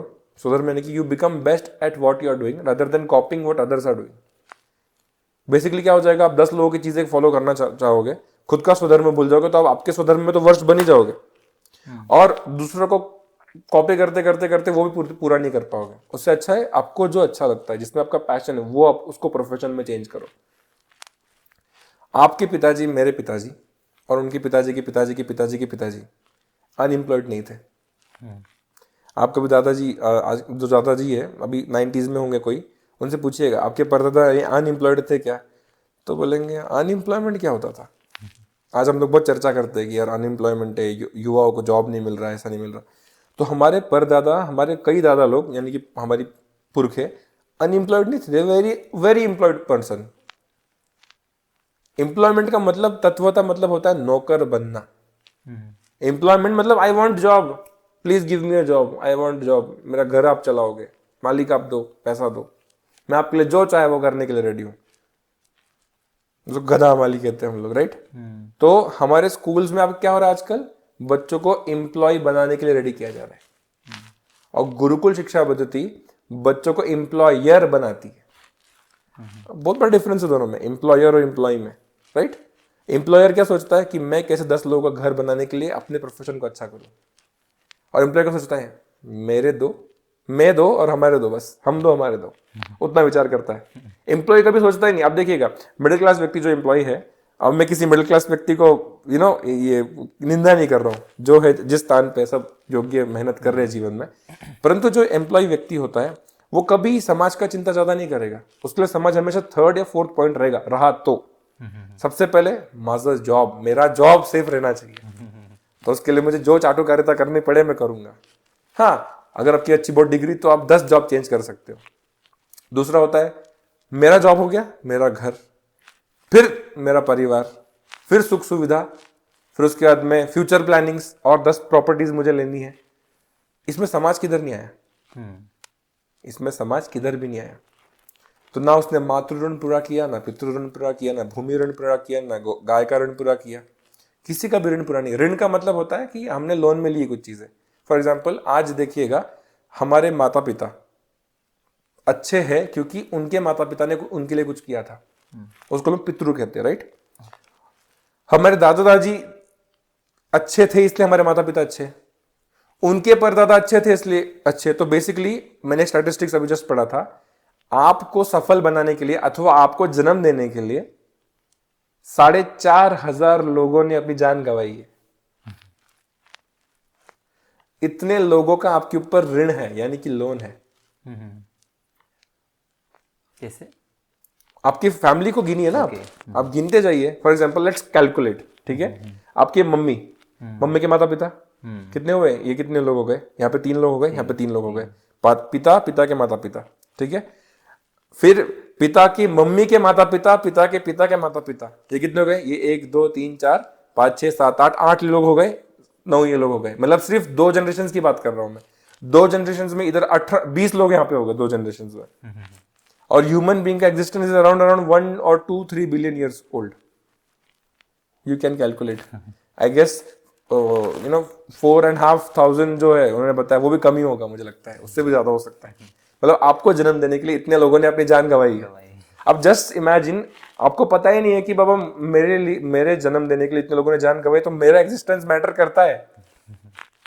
और अगर मेरा एग्जिस्टेंस मैटर करता है तो मेरा उनको कुछ देना लगता है, मुझे उनको कुछ देना है, राइट. वो ज्ञान ही नहीं है हमारे बच्चों को आजकल के. They don't know anything about rin. उसको बोलते हैं हम gratitude. You should show gratitude towards your pitri, यानी कि जो आपके एंसेस्टर्स है. दूसरा, you should show gratitude towards the bhoomi. आप जिस भूमि में रहे हो, जिस भूमि में आपका फोर फादर्स ने खेती की होगी, लैंड आया होगा, उस भूमि की रक्षा करना, प्रकृति की रक्षा करना, गाय की रक्षा करना. माँ तो बच्चों को दूध सिर्फ 6 महीने तक पिलाती है, गाय पूरे जीवन दूध पिलाती है. सोचा कभी आपने? अभी देखिए, जिस व्यक्ति ने आपको दूध पिला दिया वो माँ बन गई, राइट. अगर व्यक्ति ने दूध पिला दिया माँ बन गई तो हम उसकी रक्षा करते हैं. अभी हम लोग हमारी माँ को ऐसे नहीं बोलेंगे ना कि बाबा तू बूढ़ी हो गई, हम तेरा दूध नहीं पीते, निकल घर से बाहर. हम ऐसा बोलते नहीं बोलते. गाय जब बूढ़ी हो जाती है उसको हम लोग कत्ल खाने भेज देते हैं, उसको हम लोग रोड पे छोड़ देते हैं. उस गाय को हम लोग ऐसे ही किधर भी आवारा छोड़ देते हैं. ये पहले नहीं था. ये मुगल और ब्रिटिश आने के बाद में सब चीजें हुई कि गुरुकुल धीरे धीरे खत्म होते गए. और यही है गुरुकुल शिक्षा पद्धति. ओके तो आपने हमें बताया कि गुरुकुल शिक्षा पद्धति ऐसी थी, उसके प्रिंसिपल्स. तो आज के समय पे जो गुरुकुल से उसके प्रिंसिपल और वैल्यूज़ क्या है? अब देखिएगा कि आज जो हमारे गुरुकुल चल रहे हैं भारत में, जो कुछ चंद गुरुकुल चल रहे हैं, आई गेस मेरे पहचान में तो 7-8 ही गुरुकुल चल रहे हैं पूरे भारत में. और पूर्ण रूप से गुरुकुल भी नहीं है वो. पूर्ण रूप से गुरुकुल यानी कि गुरु के घर जाके निवास करना, जहाँ पे गुरु माता, गुरु पिता यानी कि गुरु और गाय, अश्व, ये सबका निवास होना चाहिए. तो वो एक सेट में गुरुकुल है. परंतु आज जो मॉडर्न टर्म्स में गुरुकुल चल रहे हैं, ये समझ लीजिएगा कि ये बहते हुए, ये डूबते हुए वर्ल्ड के लिए तिनके का सहारा है. अगर आज के समाज ने इन गुरुकुल को सपोर्ट किया या फिर इस गुरुकुल के आइडियोलॉजी को समझने का प्रयास किया, तो व्यक्ति सिर्फ खुद के बच्चों का ही जीवन नहीं बचाएंगे, वो अपने आने 10 जनरेशन का जीवन बचाएंगे. चाणक्य पंडित चाणक्य नीति में कहते हैं कि जिस माता पिता ने अपने बच्चों को यह ज्ञान दे दिया है कि जन्म मृत्यु के चक्कर से बाहर कैसे निकलना है, वो एक्चुअली माता पिता है. बाकी सारे अपने बच्चों को हत्या कर रहे हैं. ये मैं नहीं कह रहा हूं, चाणक्य पंडित कह रहे चाणक्य नीति में. तो आज के जो गुरुकुल है, जिन मूल्यों पे चल रहे हैं, सबसे ज्यादा ध्यान दिया जा रहा है कैरेक्टर डेवलपमेंट पे, कि आपका चरित्र का निर्माण अच्छा होना चाहिए. दूसरा दिया जा रहा है बच्चों को समाज के लिए कुछ कुशल बनाना है, उनको लीडर बनाना है. भविष्य में उनको एक अच्छा नेता बनना बहुत ज्यादा आवश्यक है. अब नेता से मेरा पॉलिटिकल मतलब नहीं है, नेता से मेरा सामाजिक मतलब है. अगर आप एक क्षेत्र में अच्छे हो तो उस क्षेत्र में लीडर बन के दिखाओ, प्रवीण बनो, उसके अंदर महारत हासिल करो. गुरुकुल का इसके ऊपर फोकस है. तीसरा बच्चों को गुरुकुल में फोकस है पंचकोश विकास. पंचकोश विकास में उनका अन्नमय कोश, प्राणमय कोश, मनोमय कोश, ज्ञानमय कोश, विज्ञानमय कोश, आनंदमय कोश, ये सब कोशों का विकास होना जरूरी है. तो गुरुकुल इसके ऊपर फोकस कर रही है. अलग ही एक साइड है, मतलब आयुर्वेद का एक साइड है जिसपे गुरुकुल काम कर रहे हैं अभी. साथ ही साथ गुरुकुल अभी ध्यान दे रहे हैं कि बच्चों का जो लर्निंग है, क्योंकि हमको दोनों चीज मैनेज करनी है. एक साइड हम लोग देखते हैं कि एआई आ चुका है, और एक साइड हम लोग देखते हैं कि देयर आर ऑल्सो थिंग्स, जैसे कि हम लोग को एक होता है प्रिजर्व करना, एक होता है प्रोटेक्ट करना, और एक होता है लर्न करना न्यू चीजें. Preserve, protect, learn, promote. Learnings to new चीजों को लर्न करना. प्रिजर्व यानी कि जो ऑलरेडी है, वेद है, उपनिषद है, पुराण है, शास्त्र है, वो को प्रिजर्व करना, लर्न करना, प्रोटेक्ट करना. उसके आधार पे नैतिकता निर्माण करना, और उसके आधार पे नई चीजों को अर्जित करके प्रमोट करना. अभी इसका एक सखोल में बताता हूँ, बेसिक अंडरस्टैंडिंग क्या है इसका. जैसे कि क्यों हम लोगों को वेद पुराण पढ़ना जरूरी है. देखिए, वेद पुराण जो है ना, वेद का मतलब होता है नॉलेज. वेद का दूसरा कोई मतलब नहीं है. वेद का मतलब है ज्ञान. ठीक है. तो ज्ञान का मतलब है कि आप कोई भी चीज जो यूज कर रहे हो वो आपके जीवन को बेटर बनाने वाली है. कोई भी चीज जो आपके जीवन को सुनने से, पढ़ने से, देखने से, सीखने से, दूसरों ने बताने से, संवाद करने से बेटर बनाने वाली, उसको हम लोग ज्ञान कहते हैं. तो वेद आपके जीवन को बेटर बनाते हैं. ठीक है. तो अब देखिएगा कि एक आईएएस ऑफिसर है, ठीक है, वो गुरुकुल गया है, और एक आईएएस ऑफिसर जो स्कूल गया है. हम लोग कंपेयर करते हैं तो आईएएस ऑफिसर जो गुरुकुल गया है उसने भी अच्छे से वेद शास्त्र का अध्ययन किया, जो स्कूल गया उसने साइंस मैथ्स हिस्ट्री ज्योग्राफी सबका क्या, हाँ चूंकि गुरुकुल के अंदर भी ये सारी विद्या दी जा रही, साइंस मैथ्स हिस्ट्री ज्योग्राफी सब कुछ दिया जा रहा है, दोनों ही आईएएस ऑफिसर बन चुके हैं। अभी मैं ऐसा नहीं कह रहा हूं कि स्कूल में जाने वाला व्यक्ति जो है वो चरित्रहीन आईएएस ऑफिसर बनेगा। मैं ऐसा कह रहा हूं कि गुरुकुल का जो बच्चा बाहर निकला है वो चरित्रवान आईएएस ऑफिसर बनेगा, क्योंकि उसको कर्म का भय है, क्योंकि उसको कर्म का ज्ञान है। ये आता है वेद से, यानी कि नॉलेज। अभी जो स्कूल से आईएएस ऑफिसर निकला है शायद से ताजा तौर पर शुरुआती दिनों में शायद वो चरित्रवान रहे, चरित्रहीन ना रहे। तो हम ये नहीं कह सकते कि शिक्षा जो स्कूल में मिल रही हो गलत है, राइट। कुछ वर्ष उपरांत संगत का रंग जब चढ़े तब शायद वो आईएएस ऑफिसर जो है वो चरित्रहीन बन सकता है, टेबल के ऊपर से टेबल के नीचे से काम शुरू कर सकता है। और गुरुकुल से परिणित व्यक्तिमत्व अगर कर्म का भय उसको है या फिर कर्म का ज्ञान उसको है तो वो कभी भी अनुचित कार्य कभी नहीं करेगा किसी के साथ। तो देखिए हमारे समाज में हमें आईएएस ऑफिसर चाहिए, हमें आईटी इंजीनियर्स चाहिए, हम लोग को एआई प्रोफेशनल्स चाहिए, राइट। हम लोग को ऐसे सीईओज चाहिए, ऐसे कंपनीज चाहिए जहां पर ऐसे व्यक्ति काम करे जिनका चरित्र और मॉरल्स हाई हो। आज देखिएगा कॉर्पोरेट वर्ल्ड में there is no ethics.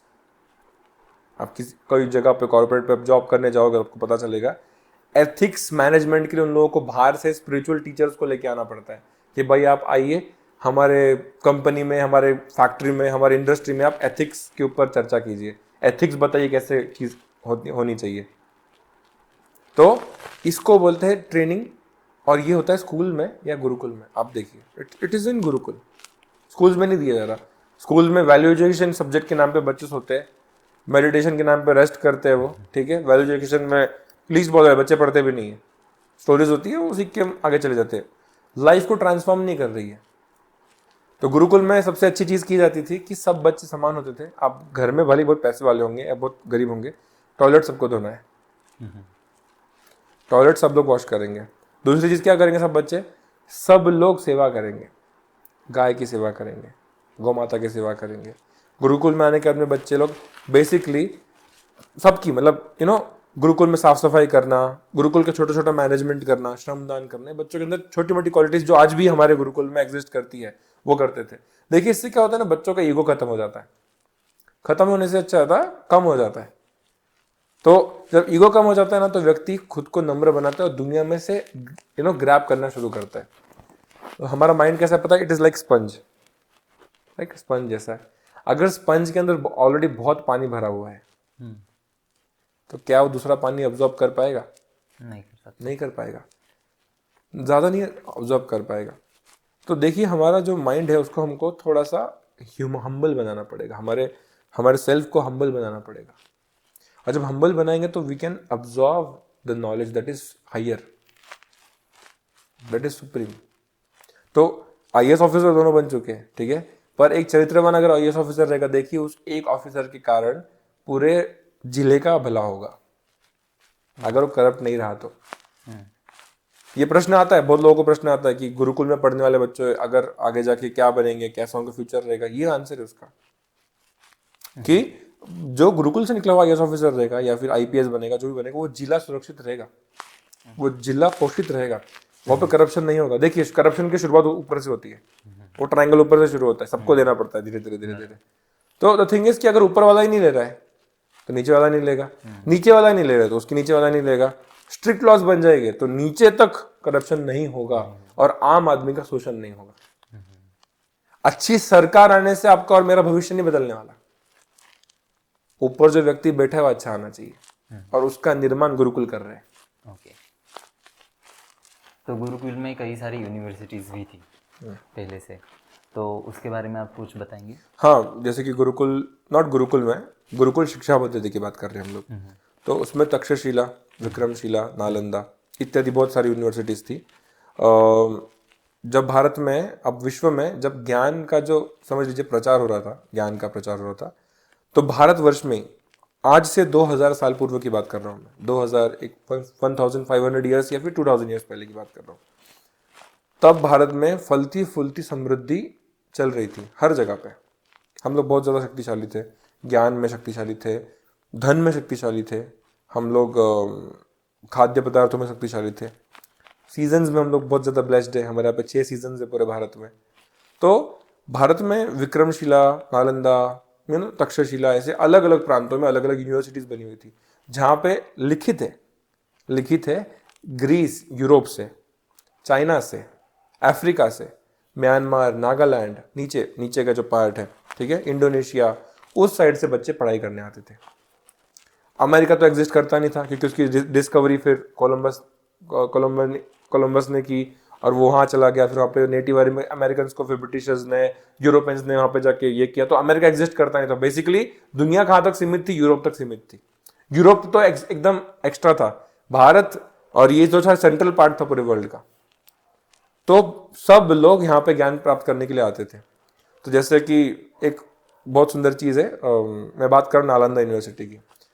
Nalanda university को एक मुस्लिम इन्वेडर ने जब अटैक किया था, अब जैसे कि उनके रिलीजन में बताया जाता है कि वो मूर्ति पूजा नहीं करनी चाहिए, इत्यादि बहुत सारी चीज़ें बताई जाती है, तो उनके लिए ये सब काफिर है, ठीक है। जो एक पर्सनैलिटी को नहीं मानते, मल्टीपल पर्सनैलिटीज को मानते, वो काफिर है। तो उन्होंने आके पूरे नालंदा यूनिवर्सिटी को जला दिया, वहाँ के बहुत सारे टीचर्स को मार दिया, बहुत लोगों को मारा। वहाँ पे जब उन्होंने मारा और यूनिवर्सिटी को जलाया, ऐसा वर्णन है कि 3 महीने तक यूनिवर्सिटी जलती रही, और यूनिवर्सिटी नहीं जल रही थी, उसकी बुक्स जल रही थी, जिसमें 90 लाख से ज़्यादा किताबें थी। अब 90 लाख से अगर ज़्यादा किताबें थी तो उसमें ज्ञान कितना होगा? वो इतनी जल रही थी 3 महीने तक कि 3 महीने तक दूर दूर से धुआं दिख रहा था। उस यूनिवर्सिटी की कहावत है कि वहाँ पर द्वारपाल जो होते थे, यानी कि जो गार्ड्स होते थे जो अंदर बाहर जाने के लिए लोगों को हेल्प करते थे, वो इंटरव्यू लेते थे बच्चे जो एडमिशन के लिए आ रहे उनका। यानी कि बच्चा को 4-5 प्रश्न पूछते थे, और 5 प्रश्न पूछने के उपरांत ही बोलते थे कि अंदर जाएगा कि अंदर नहीं जाएगा। तो सोचिए, जिस यूनिवर्सिटी के गार्ड्स ही इतने ज्यादा इंटेलेक्चुअल है, वो यूनिवर्सिटी कितनी ज्यादा प्रगत होगी। उसी रूप से तक्षशिला है, नालंदा है, विक्रमशिला है, बहुत सारी यूनिवर्सिटीज थी, और ये सब अलग अलग प्रकार, उसमें वेद सिखाए जाते थे, पुराण थे, संस्कृत थी, पाली भाषा थी, प्राकृत भाषा थी, अलग अलग भाषाओं का उसमें चयन होता था। और सिर्फ चयन नहीं होता था, वहाँ पर रिसर्च होती थी अलग अलग चीज़ों की, वहाँ पर चिकित्सा होती थी अलग अलग चीज़ों की, जो आज हमारी यूनिवर्सिटीज़ में हो रही है, वो सब पहले वहाँ पे होता था। तो अभी हाल ही भारत सरकार ने नालंदा यूनिवर्सिटी को वापस रिवाइव किया, उसके नाम से एक न्यू यूनिवर्सिटी बनाई है, वैसे ही स्ट्रक्चर बनाई है, और नालंदा यूनिवर्सिटी का रिमेन्स आज आर्कियोलॉजिकल सर्वे ऑफ इंडिया के हाथ में है, जहाँ पे आज भी खुद काम चल रहा है, उनको रोज न्यू न्यू चीजें मिल रही है। तो गुरुकुल की वजह से हिस्ट्री में कोई ऐसी चीज़ें हुई, या फिर गुरुकुल की वजह से ऐसा इम्पैक्ट हुआ ड्यूरिंग इंडिपेंडेंस या फिर उसके बाद टू रिफॉर्म नेशन, तो गुरुकुल का क्या योगदान रहा इस हिस्ट्री में, इंडिपेंडेंस में हो या फिर कोई ऐसी चीज़ों में? देखिए, अगर देखा जाए तो अगर गुरुकुल नहीं होते तो शायद आज मैं और आप जो होते ना, हमारे नाम अलग होते। ठीक है, हमारे नाम अलग होते। सबसे बड़ा इम्पैक्ट ये रहा है कि हम लोग आज भी हमारे रूट्स पे हैं। ठीक है, आप जाइएगा कि दुनिया के किसी भी सभ्यता में चले जाइएगा, बड़ी से बड़ी सभ्यता रोमन एम्पायर, दुनिया में उसने कम से कम 500-600 साल राज किया, वो मिट्टी में मिल गया, पूरा मिट्टी में मिल गया। ग्रीक एम्पायर मिट्टी में मिल गया, बेबीलोन एम्पायर मिट्टी में मिल गया, इजिप्ट का एम्पायर, इजिप्शियन एम्पायर मिट्टी में मिल गया। आज एक भी व्यक्ति दिखता है आपको इजिप्शियन जो इजिप्ट का कल्चर फॉलो करता है? नहीं, there is no one. Chinese empire पूरा मिट्टी में मिल गया। हमारा एम्पायर करोड़ों साल से आज तक वैसे ही चलते आ रहा है। हमारी संस्कृति, सनातन संस्कृति को कोई डिस्ट्रॉय नहीं कर पाया। इतने आघात हुए, इतने अटैक्स हुए, इतना हम लोगों के ऊपर अत्याचार किया गया, जूस से भी ज्यादा। जूस तो बहुत कम नंबर में मरे, पर हिंदूज या सनातनीज जिनको मारा गया है उसका वैल्यू और उसका जो काउंट है वो अनकाउंटेबल, इतने लोगों को मारा गया है, और फिर भी आज हम लोग सस्टेन कर रहे हैं इस भारत में। तो ये गुरुकुल शिक्षा पद्धति के कारण ही संभव था, क्योंकि ज्ञान जो था वो श्रुति और स्मृति के कारण एक से दूसरे तक चला गया। अब देखिए, गुरुकुल में ना कभी भी बुक्स नहीं थी। आप बोलोगे ये कैसे संभव है? गुरुकुल शिक्षा पद्धति में श्रुति और स्मृति का कंसेप्ट था लर्निंग का। कैसे? आपने आपके गुरु से सुना है, ठीक है, तो आपने उसको मेमोराइज कर लिया, पूरे ज्ञान को, सारे ज्ञान को आपने मेमोराइज कर लिया।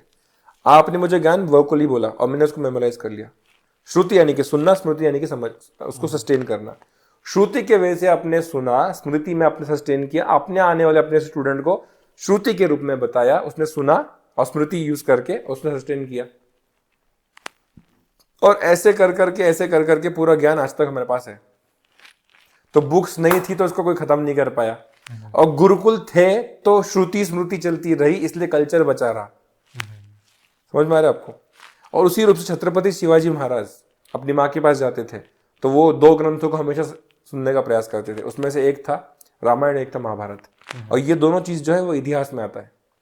इतिहास यानी कि जो हो चुका है, इतिहास यानी कि जो हो चुका है, जो माइथोलॉजिकली वो नहीं। अभी हाल ही में बहुत सारे जो वोक हिंदूज है, सो कॉल्ड हिंदूज है, नाम के लिए हिंदूज है, वो रामायण को माइथोलॉजी कहते हैं, महाभारत को माइथोलॉजी कहते हैं। माइथोलॉजी यानी कि काल्पनिक कथा। रामायण काल्पनिक नहीं है, महाभारत काल्पनिक नहीं है। अगर रामायण काल्पनिक होता तो राम सेतु ब्रिज नहीं होता। अगर रामायण काल्पनिक होता तो नासिक के अंदर पंचवटी एग्जिस्ट नहीं करता, वो 5 वट एग्जिस्ट नहीं करते, ताकेत एग्जिस्ट नहीं करता, ब्रह्मगिरी एग्जिस्ट नहीं करता, सप्तगिरी एग्जिस्ट नहीं करता। अगर रामायण काल्पनिक होता तो श्रीलंका एग्जिस्ट नहीं करती। अगर रामायण को प्रूव करने के लिए हजारों प्रूफ्स है तो रामायण काल्पनिक नहीं है। तो छत्रपति शिवाजी महाराज ने जब प्रभु श्री राम जी का चरित्र समझा, जब कौशल्या मैया का चरित्र समझा, जब उन्होंने महाभारत के अंदर अर्जुन का चरित्र समझा, युधिष्ठिर महाराज की नीतिमत्ता समझी, तब जाके श्रेष्ठ राजा बन पाए।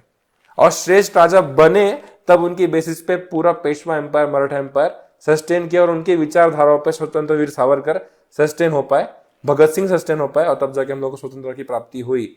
1857 का रिवोल्ट भी इसलिए हुआ था क्योंकि इन लोगों के रूट के अंदर ये ज्ञान था। हमारे लिए आइडियल्स होना बहुत जरूरी है। शिक्षा उसको कहते हैं जिसके आपके अंदर आइडियल्स होंगे। अगर आइडियल्स नहीं लाइफ में तो आप शिक्षित नहीं हो। छत्रपति शिवाजी महाराज, महाराणा प्रताप, पृथ्वीराज चौहान, इन लोगों के जीवन में आइडियल्स थे। ये लोग अपने जीवन में अपने से श्रेष्ठ लोगों का आइडियल रखते थे। संत तुकाराम महाराज छत्रपति शिवाजी महाराज को उपदेश देते थे। संत रामदास महाराज छत्रपति शिवाजी महाराज को उपदेश देते थे, और वो उपदेश सुन के छत्रपति शिवाजी महाराज क्या करते थे? बेसिकली अपने साम्राज्य को चलाने का प्रयास करते थे। उन्होंने कहीं तो सीखा होगा ना, वो महान कब बने? जब उन्होंने महान ज्ञान लिया। और जो ज्ञान किसी व्यक्ति को इतना महान बना सकता है, वो ज्ञान कितना महान होगा सोचिए। आज छत्रपति शिवाजी महाराज सिर्फ एक प्रेरणा स्रोत नहीं है, वो समझ लीजिए वो होप है, एक जलती लौ है जो आज भी जल रही है।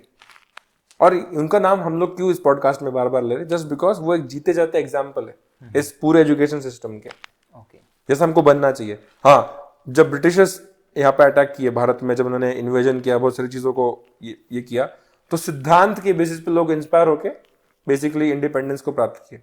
पर आई डोंट थिंक सो हम लोग अभी भी इंडिपेंडेंट है। तो इसलिए जो ये क्वेश्चन है आपका कि क्या रोल रहा गुरुकुल्स का इंडिपेंडेंस में, मैं कहूंगा हम लोग गुलाम बनने से बचते रहे हमेशा। हम लोग गुलाम बने नहीं पूर्ण रूप से। और जब तक गुरुकुल शिक्षा पद्धति का संघर्ष चलता रहेगा तब तक भारत गुलाम नहीं बनेगा। हाँ, जिस दिन गुरुकुल कंप्लीटली डिस्ट्रॉय हो जाएंगे, ये कल्पना मात्र रहेगा। जब गुरुकुल माइथोलॉजी बन जाएगा तब शायद से ऐसा हो सकता है कि हम लोग सही तौर पे गुलाम बन चुके हैं। आज हम लोग गुलाम पॉलिटिकल वे में नहीं है, हम लोग गुलाम आइडियोलॉजिकल वे में है, हम लोग गुलाम शाब्दिक वे में है, हम लोग गुलाम खाने के वे में है, हम लोग गुलाम है। जो अंग्रेजी बोलता है वो बहुत महान, जो अंग्रेजी नहीं बोलता बहुत लाहन। अंग्रेजी कपड़े पहनने, अंग्रेजों जैसा डाइनिंग टेबल, चेयर चाहिए, फोक चाहिए, स्पून चाहिए, तो हम लोग गुलाम हैं। तो इतना बड़ा योगदान हमारे गुरुकुल शिक्षा पद्धति का अनादिकाल से रहा है। सोचिए, इस्लाम सेंट्रल एशिया से स्प्रेड हुआ, हर कंट्री में जहां गया वहां पे सबको खत्म कर दिया, या तो कन्वर्ट किया या तो मार दिया। वहां की जो सभ्यता थी, वहां का जो रिलीजन था, उसको खत्म करके अपना रिलीजन उन्होंने वहां पर प्रचार प्रसार किया। भारत में आके ये सब रुक गया, भारत में लोग पूरी तरह से नहीं कर पाए। क्रिश्चियनिटी वहां से प्रचार प्रसार हुआ, भारत में आके नहीं कर पाए, क्योंकि हमारे रूट्स इतने ज्यादा स्ट्रांग है, हमारा कल्चर इतना ज्यादा स्ट्रांग है, बिलीफ सिस्टम इतना ज्यादा स्ट्रांग है कि इसको डिस्ट्रॉय करना बहुत हार्ड है। और ये सिर्फ मुमकिन रहा है गुरुकुल शिक्षा पद्धति से। अब पहले के जमाने में ऐसा होता था कि दादा दादी की स्टोरी सुनाते थे बच्चों को, रामा ने ऐसा किया, राम ने ऐसा किया, कृष्णा ने ऐसा किया, युधिष्ठिर ने ऐसा किया, अर्जुन ने पैरेट की आंख को देख के तीर मारा और उसका वही ध्येय था। तो ये जब बच्चे स्टोरी सुनते थे, this is how culture prevailed. इसको बोलते थे श्रुति और स्मृति। तो इसका योगदान जो हमारे भारत में है वो आइडियोलॉजिकल वे में बहुत ज्यादा रहा। ऐसा नहीं कि गुरुकुल से कुछ योद्धा निकले उन्होंने जाके किसी को मारा, नहीं, it was all ideological. Gurukul formal education system से कैसे अलग है? बहुत अच्छा प्रश्न पूछा आपने कि गुरुकुल फॉर्मल एजुकेशन सिस्टम से कैसे अलग है। बेसिकली देखिए, इसको हम लोग एक आइडियोलॉजी से समझने का प्रयास करते हैं, एक थियोरी से समझने का प्रयास करते हैं। समझ लीजिए आपकी क्लास में 10 जानवर पढ़ रहे हैं, ठीक है, फॉर्मल एजुकेशन की बात कर रहा हूँ मैं, जो कन्वेंशनल अभी चल रहा है राइट नाउ। और हर एक जानवर का एक टाइप है, एक लायन है, एक टाइगर है, एक फिश है, एक पैरट है, एक ईगल है, एक स्क्विरल है, एक डॉग है, एक गोट है। और क्लास टीचर ने बोला कि आज हम सब लोग स्विमिंग सीखेंगे। क्या बोला? आज हम लोग सब स्विमिंग सीखेंगे। विषय का नाम है स्विमिंग। सारे एनिमल्स को लेके वो चले गए पॉन्ड के अंदर। शेर जो था वो बेचारा हाथ पैर मार रहा था, बाल गीले हो गए, डर गया। चीता जो था वो जमीन पे बहुत तेज भागता है, पानी में जाकर डरने लग गया। स्क्विरल जो थी उसको तैरते नहीं आ रहा था। और ईगल और पैरट जो थे वो उनके पंख भीग गए तो तैर नहीं पा रहे थे। परंतु जो फिश थी, फिश वो बहुत स्पीड में स्विमिंग करके आगे चली गई। विषय था कि स्विमिंग सीखना है। टीचर ने फोर्स किया सबको स्विमिंग आनी चाहिए, अगर आपको स्विमिंग नहीं है तो आप लोग फेलियर बन जाओगे। ये है कन्वेंशनल स्कूलिंग जो आजकल चल रही है। सब एनिमल्स के टाइप के बच्चे, सब बच्चों का स्किल, इनहेरेंट पैशन अलग अलग है। कोई बच्चा अगर आर्ट में अच्छा होगा तो कोई म्यूजिक में अच्छा है, पर सबको एक स्केल पर मेजर किया जाता है। सबको कहा जाता है कि आपको सबको एक सब्जेक्ट में प्रवीण होना। मैथ में सबको आउट ऑफ मिलना चाहिए। किसने बोला है कि मैथ में सबको आउट ऑफ मिलना चाहिए? क्या आपने देखा कि उसको इंग्लिश में आउट ऑफ मिले? हम लोग ओवरऑल ग्रेड निकालते हैं, पर हम लोग कभी इंडिविजुअल ग्रेड देखते हैं? इंग्लिश का ग्रेड क्या है? इंग्लिश का ग्रेड 100 में से 99, मैथ्स 100 में से 56। तो पेरेंट्स क्या बोलते हैं? पेरेंट्स फोकस करते हैं मैथ्स में बहुत कम हो गए। इंग्लिश तो चलो ठीक है, तो रोज मूवीज देखता तो तुझे आती होगी। नहीं, यू शुड अप्रिशिएट कि तुझे इंग्लिश आती है, तुझको इंग्लिश में 99 मिल गए। ये कन्वेंशनल स्कूलिंग में बाहर हो रहा है। तो मैकॉले जो था ब्रिटिश ऑफिसर, उसने बेसिकली ऐसा एजुकेशन सिस्टम बनाया, सब गधे घड़े सब लोग सारे जानवर एक साथ पढ़ेंगे, एक ही विषय पढ़ेंगे। अभी नेक्स्ट क्लास हुआ, ठीक है, सारे जानवर पानी के बाहर आ गए, बहुत डर गए, सब बाहर आ गए और क्लास टीचर दूसरी चेंज हो गई, दूसरा सब्जेक्ट। अब था सब्जेक्ट फ्लाइंग। तो अभी एक पहाड़ी के ऊपर लेके गए और पैरट और ईगल तो उड़ने लगे और शेर और चीता जंप मारने से डरने लगे, और किसी बेचारे 2-3 गधे ने जंप मार के मर गया वो। तो समझ लीजिए कि फ्लाइंग हर किसी की बस की बात नहीं। ईगल और पैरट फ्लाई कर सकते हैं। तीसरा क्लास हुआ।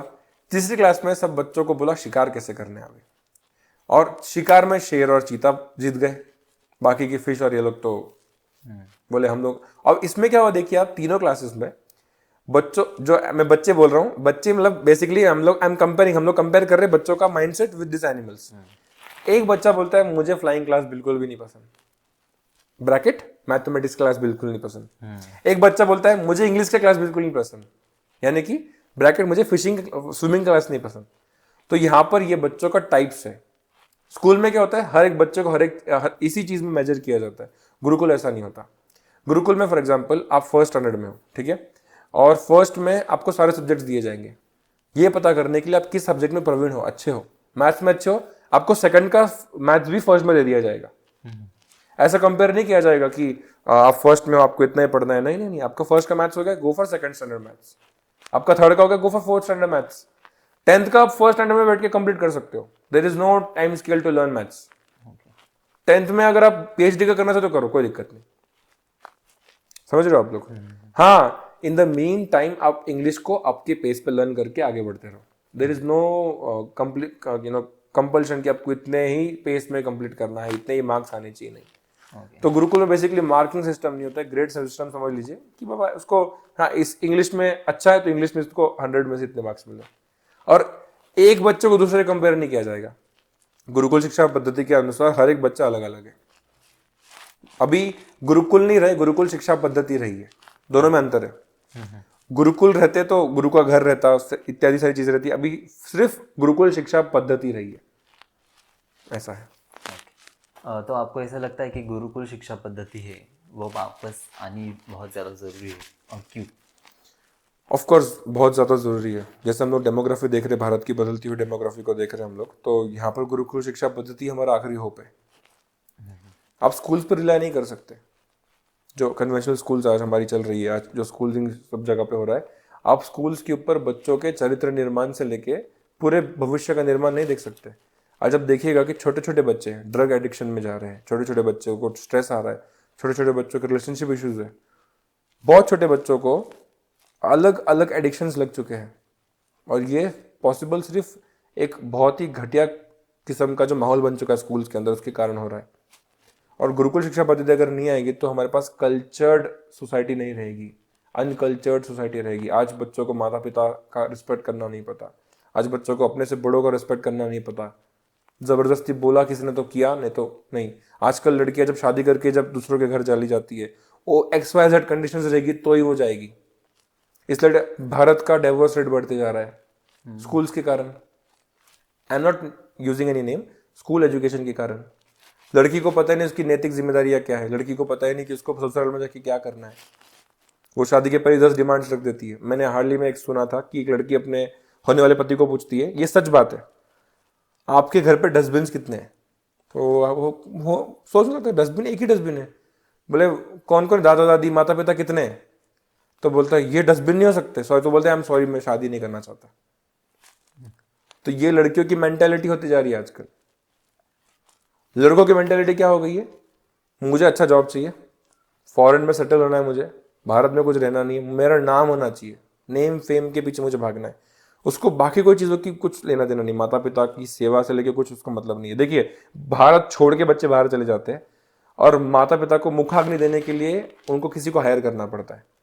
ये जानवरों से भी बदतर स्थिति आज सोसाइटी की होते जा रही है। अगर गुरुकुल शिक्षा पद्धति नहीं आएगी तो हम देखेंगे कि आने वाले दिनों में ये परिस्थिति और भी ज्यादा कठिन होने वाली है। आप किसी बच्चे को जाके पूछिएगा कि राम कौन थे? राम मेरा दोस्त का नाम है। फिर वो बोलेंगे हाँ मैंने टीवी में कार्टून देखा था राम। उतना बच्चों को पता होगा, बट उसके आगे का कुछ पता नहीं है। अब जब तक गुरुकुल शिक्षा पद्धति का इजाद नहीं होगा, फिर गुरुकुल शिक्षा पद्धति वापस भारत में नहीं आएगी, हम खुद को भारतीय नहीं कहला पाएंगे। अथवा भारत इस शब्द का अर्थ जो है, जो भा मतलब ज्ञान, रत यानी कि जो हमेशा ज्ञान लेने के लिए हमेशा सज्ज है और हमेशा ज्ञान ले रहा देते रह रहा है, उसको बोलते हैं भारत। हम भारत नहीं खिला, हम इंडिया बने रहेंगे। India is slave country, Bharat is राष्ट्र। तो हमें वो हमको बनाना है। तो गुरुकुल में हम आप क्या ऐसे अलग सिखाते हैं या फिर स्टूडेंट्स का दिनचर्या कैसी होती है जैसे जनरल? मैं एक आइडियल दिनचर्या की बात करूंगा। गुरुकुल शिक्षा पद्धति में आइडियल दिनचर्या कैसी होती है, मैं नॉट नेसेसरी हमारे गुरुकुल की हो या फिर और गुरुकुल की चल रही हो, मैं आइडियल दिनचर्या, एक एवरेज दिनचर्या कैसी होती है। एवरेज दिनचर्या में बच्चे जो है प्रातःकाल 3 से 4 बजे के बीच में उठ जाते हैं, उसको ब्रह्म मुहूर्त कहते हैं। ठीक है, 4 बजे से लेके 6 बजे तक का जो समय होता है, ये बहुत ही ज्यादा शक्तिशाली समय माना गया है हमारे आयुर्वेद के अनुसार और मॉडर्न साइंस के अनुसार भी। तो इस समय इसको ब्रह्म मुहूर्त इसलिए कहा गया है क्योंकि ये समय पे हम लोग कोई भी चीज करेंगे उसका हमको XXX बेनिफिट मिलता है। तो बच्चे 4 बजे उठते हैं, वो अपनी शौच क्रिया करते हैं, अपने आप को साफ करते हैं और सबसे पहले ध्यान करते हैं, अपने माइंड को अपने बॉडी के साथ सिंक करते हैं। और उसके बाद में योग होता है, यानी कि वो एक्सरसाइज करेंगे, बॉडी को फिट करने का प्रयास करेंगे, बहुत सारी एक्सरसाइजेस करेंगे। एक्सरसाइज करके आने के बाद में स्नान करेंगे, वापस पुनः स्नान करेंगे, फिर यज्ञ करेंगे। यज्ञ आदि करने के बाद में जब यज्ञ हो जाएगा, उनका रेगुलर यज्ञ जो दिनचर्या में यज्ञ होता है, यज्ञ करेंगे, भगवान से प्रार्थना करेंगे, जब ध्यान करेंगे, जब ये क्रिया हो जाएगी सुबह के 7 से 8 बज चुके होंगे। 8 बजे से उनका शिक्षा लेना शुरू होगा। तो जो बच्चा जिस शाखा में है, जिस पार्ट में है, जिस स्क्वाड्रन में है, वो वहां जाके वो शिक्षा सब्जेक्ट सीखना प्रयास करना शुरू कर देगा। तो सुबह 8 बजे से लेके 10 बजे तक का समय जो होता है वो शिक्षा ग्रहण का समय होता है और रिवीजन का समय होता है। ठीक ना? अभी आप देखिए गुरुकुल शिक्षा पद्धति में 36 टाइप से सिखाने के। कन्वेंशनल स्कूलिंग में 3 टाइप है, बताता हूँ क्या है। पहला टाइप जो होता है कन्वेंशनल स्कूलिंग और गुरुकुल का एक ही होता है। पहला होता है कि लिसनिंग, सुन के लर्न करना। दूसरा होता है राइटिंग, ठीक है। तीसरा क्या होता है अंडरस्टैंडिंग, आपने सुना, लिखा और अंडरस्टैंड किया। गुरुकुल में ऐसा नहीं होता। गुरुकुल में 4th, 5th, 6th, 7th, 8th, 9th, 10th 36 types हो जाते हैं सीखने के। उसमें से एक टाइप बहुत सुंदर टाइप है, उसको हम लोग कहते हैं डिबेट, संवाद। ठीक है। अभी क्या होता है कि बच्चों को फॉर एग्जांपल एक टॉपिक है फोटोसिंथेसिस। तो स्कूल में बहुत प्रचलित टॉपिक है फोटोसिंथेसिस, यानी कि कैसे प्लांट अपना खुद का फूड बनाता है। तो कन्वेंशनल स्कूलिंग में क्या हो जाएगा कि बेसिकली बच्चों को बताया जाएगा कि ये क्रिया होती है, एक वीडियो दिखा देंगे ऑडियो विजुअल एड यूज करके, और बच्चों को डायग्राम बनाने बोलेंगे बुक के अंदर। दे विल रट्टाफाई द एवरीथिंग, जैसे फोटोसिंथेसिस में कैसे होता है, लीव्स कैसे सूर्य की किरणों को ऑब्जर्व करती है, फूड प्रोडक्शन होता है, that's how the entire plant is living. नहीं, गुरुकुल शिक्षा पद्धति में डिबेट होगा उसके ऊपर। अगर ऐसा होता है तो ऐसा क्यों होता है, तो आपके पॉइंट को सिद्ध करना पड़ेगा। चलो डिबेट हो गया, फिर होता है एक और टेक्निक होता है, उसको बोलते हैं देशाटन। देशाटन मतलब उस जगह पे लेके जाके आपको प्लांट लगाने बोलेंगे, प्लांट लगाओ और ऑब्जर्व करो। जैसे बुद्धि की क्रिया होती है, निरीक्षण करना, संश्लेषण करना, है ना। तो बच्चे लोग वहां जाके ऑब्जर्व करेंगे और उसके बाद में उसको प्रैक्टिकल में अप्लाई करेंगे। और वो होने के बाद में लास्ट में होता है बच्चों को पूरा पारंगत बना, 36 टेक्निक्स होने के बाद में लास्ट होता है कि बच्चे रिसर्च करेंगे उसमें। तो एक टॉपिक को इतना मैग्नीफाई किया जाता है, स्कूल में वैसा नहीं किया जाता। स्कूल में बेसिकली आपको 3 रट्टा मार लिया, आंसर लिख दिया, मेमोराइज कर लिया, बस you are the pro person in the class. गुरुकुल में वैसा नहीं किया जाता। अभी ये 10 बजे तक हो गया, 10 बजे थोड़ा ब्रेक मिलेगा, बच्चों को धोती धोना है, कपड़े धोना इत्यादि इत्यादि। 11 बजे से लेके 2 बजे तक वापस उनको थोड़ा फ्री टाइम मिलेगा, यानी कि खेल कूद कर सकते हैं। वैदिक गेम्स है, there are more than 300 types of Vedic games. जैसे कि कबड्डी, ये वैदिक गेम है, लिंगोरचा वैदिक गेम है, कंचे वैदिक गेम है, लगोरी वैदिक गेम है, पकड़म पकड़ाई वैदिक गेम है। तो बच्चे सारे गेम्स खेलेंगे और आफ्टर दैट उनको टाइम मिलेगा 2 से लेके 3 बजे तक थोड़ा आराम का, विश्राम का, क्योंकि सुबह से उठे हुए दे नीड सम ब्रेक। 3 बजे से लेके 5-4 बजे तक सेवा, श्रमदान कंपलसरी फॉर एवरीवन। गौशाला साफ करो, गुरुकुल साफ करो, कुछ पढ़ना है तो पढ़ो, अपने कपड़े धो के सुखाओ। 5 बजे से वापस क्लासेस शुरू, तो 5 बजे उनको रामायण महाभारत के ऊपर क्लास होगा, वैल्यूज के ऊपर क्लास होगा। 7 बजे तक ये हो गया, फिर 7 से लेके 8 बजे तक संगीत, फिर भोजन। अब बीच में भोजन भी हो रहा है, जो ब्रेक्स बता रहा हूँ भोजन का समय, ठीक है। 8 साढ़े 8 बजे तक संगीत हो गया, क्योंकि सोने से पहले संगीत सुनना बहुत जरूरी होता है, आपको सपने अच्छे आएंगे, बच्चों को स्वप्न दोष नहीं होना चाहिए। 8:30-9 बजे तक बच्चे सो जाते हैं। ये आइडियल दिनचर्या होनी चाहिए। हम नहीं कह रहे कि ये हमारे गुरुकुल की, सारे गुरुकुल्स में यही आइडियल दिनचर्या है, जब बच्चे लोग दिन में 6 से 7 घंटा पढ़ाई करते, 3 घंटा श्रमदान करते, 2 से 3 घंटा खुद के लिए समय देते और फिर सो जाते हैं। और रेगुलर स्कूलिंग का अगर हम लोग कन्वेंशनल स्कूलिंग की बात करेंगे, सुबह 7 से 2 स्कूल होता है, 3 से 5 ट्यूशन होता है, 6 से 7 कोई और ट्यूशन होता है, 8 बजे टीवी होता है, 9 बजे पापा मम्मी से झगड़ा होता है, 10 बजे सो जाते हैं। तो what is better? Gurukul is always better, it's like that. तो अभी हम देखते हैं कि बहुत टेक्नोलॉजी इंडिया हो, पूरे वर्ल्ड की बहुत ज़्यादा आगे बढ़ रही है, बहुत फास्ट बढ़ रही है। तो गुरुकुल के जो बच्चे हैं और जो अलग बच्चे हैं जो कि अलग अलग स्किल सीखते हैं, कोर्सेज करते हैं, या फिर उनके कॉलेजेस में या फिर स्कूल्स में कई सारे अलग अलग, जैसे कि एआई हो गया, कंप्यूटर का नॉलेज हो गया, ये सारी चीज़ें वो पढ़ते हैं। तो गुरुकुल के जो बच्चे हैं वो पीछे रह जाएंगे, ऐसा नहीं लगता आपको? गुरुकुल के बच्चे पीछे रह जाएंगे ऐसा मुझे बिल्कुल भी नहीं लगता। उसके पीछे कारण ऐसे है, अगर आप किसी चीज़ को ज्ञान दोगे ही नहीं, अगर उस ज्ञान दोगे नहीं, तो कोई भी व्यक्ति किसी भी क्षेत्र में पीछे रह सकता है। फॉर एग्जाम्पल, अगर सामने कोई व्यक्ति बैठा, जैसे कि आप मेरे सामने बैठे हुए, ठीक है, आपको अगर मैं रामायण के बारे में पूछूंगा, और शायद अगर अपने बचपन से रामायण नहीं पढ़ी है, अगर मैं ऐसा कहूँगा कि यार ये व्यक्ति को रामायण आती नहीं, कितना पीछे है ये सही रहेगा? नहीं रहेगा। अगर आपको बचपन से रामायण का ज्ञान मिले और रामायण पढ़ो, तो आपको अगर रामायण सीखने मिल रही है, आप रामायण सीख रहे हो, इसका तात्पर्य अर्थ क्या है कि आप पीछे नहीं हो, आपने समझिए रामायण, आप आगे बढ़ रहे हो। Same goes with Gurukul. अभी हम लोग गुरुकुल में ये नहीं कर रहे कि हम लोगों को मॉडर्न टेक्नोलॉजी को दूर करना है और बस ट्रेडिशन को लेके चल रहे, नहीं, हम लोगों को ये सीसॉ मेंटेन करना है, ठीक है। जैसे मैंने पहले भी इस पॉडकास्ट में कहा कि अगर एआई आता है तो एआई का यूज कितना करना है वो बच्चा वो निर्धारित करेगा।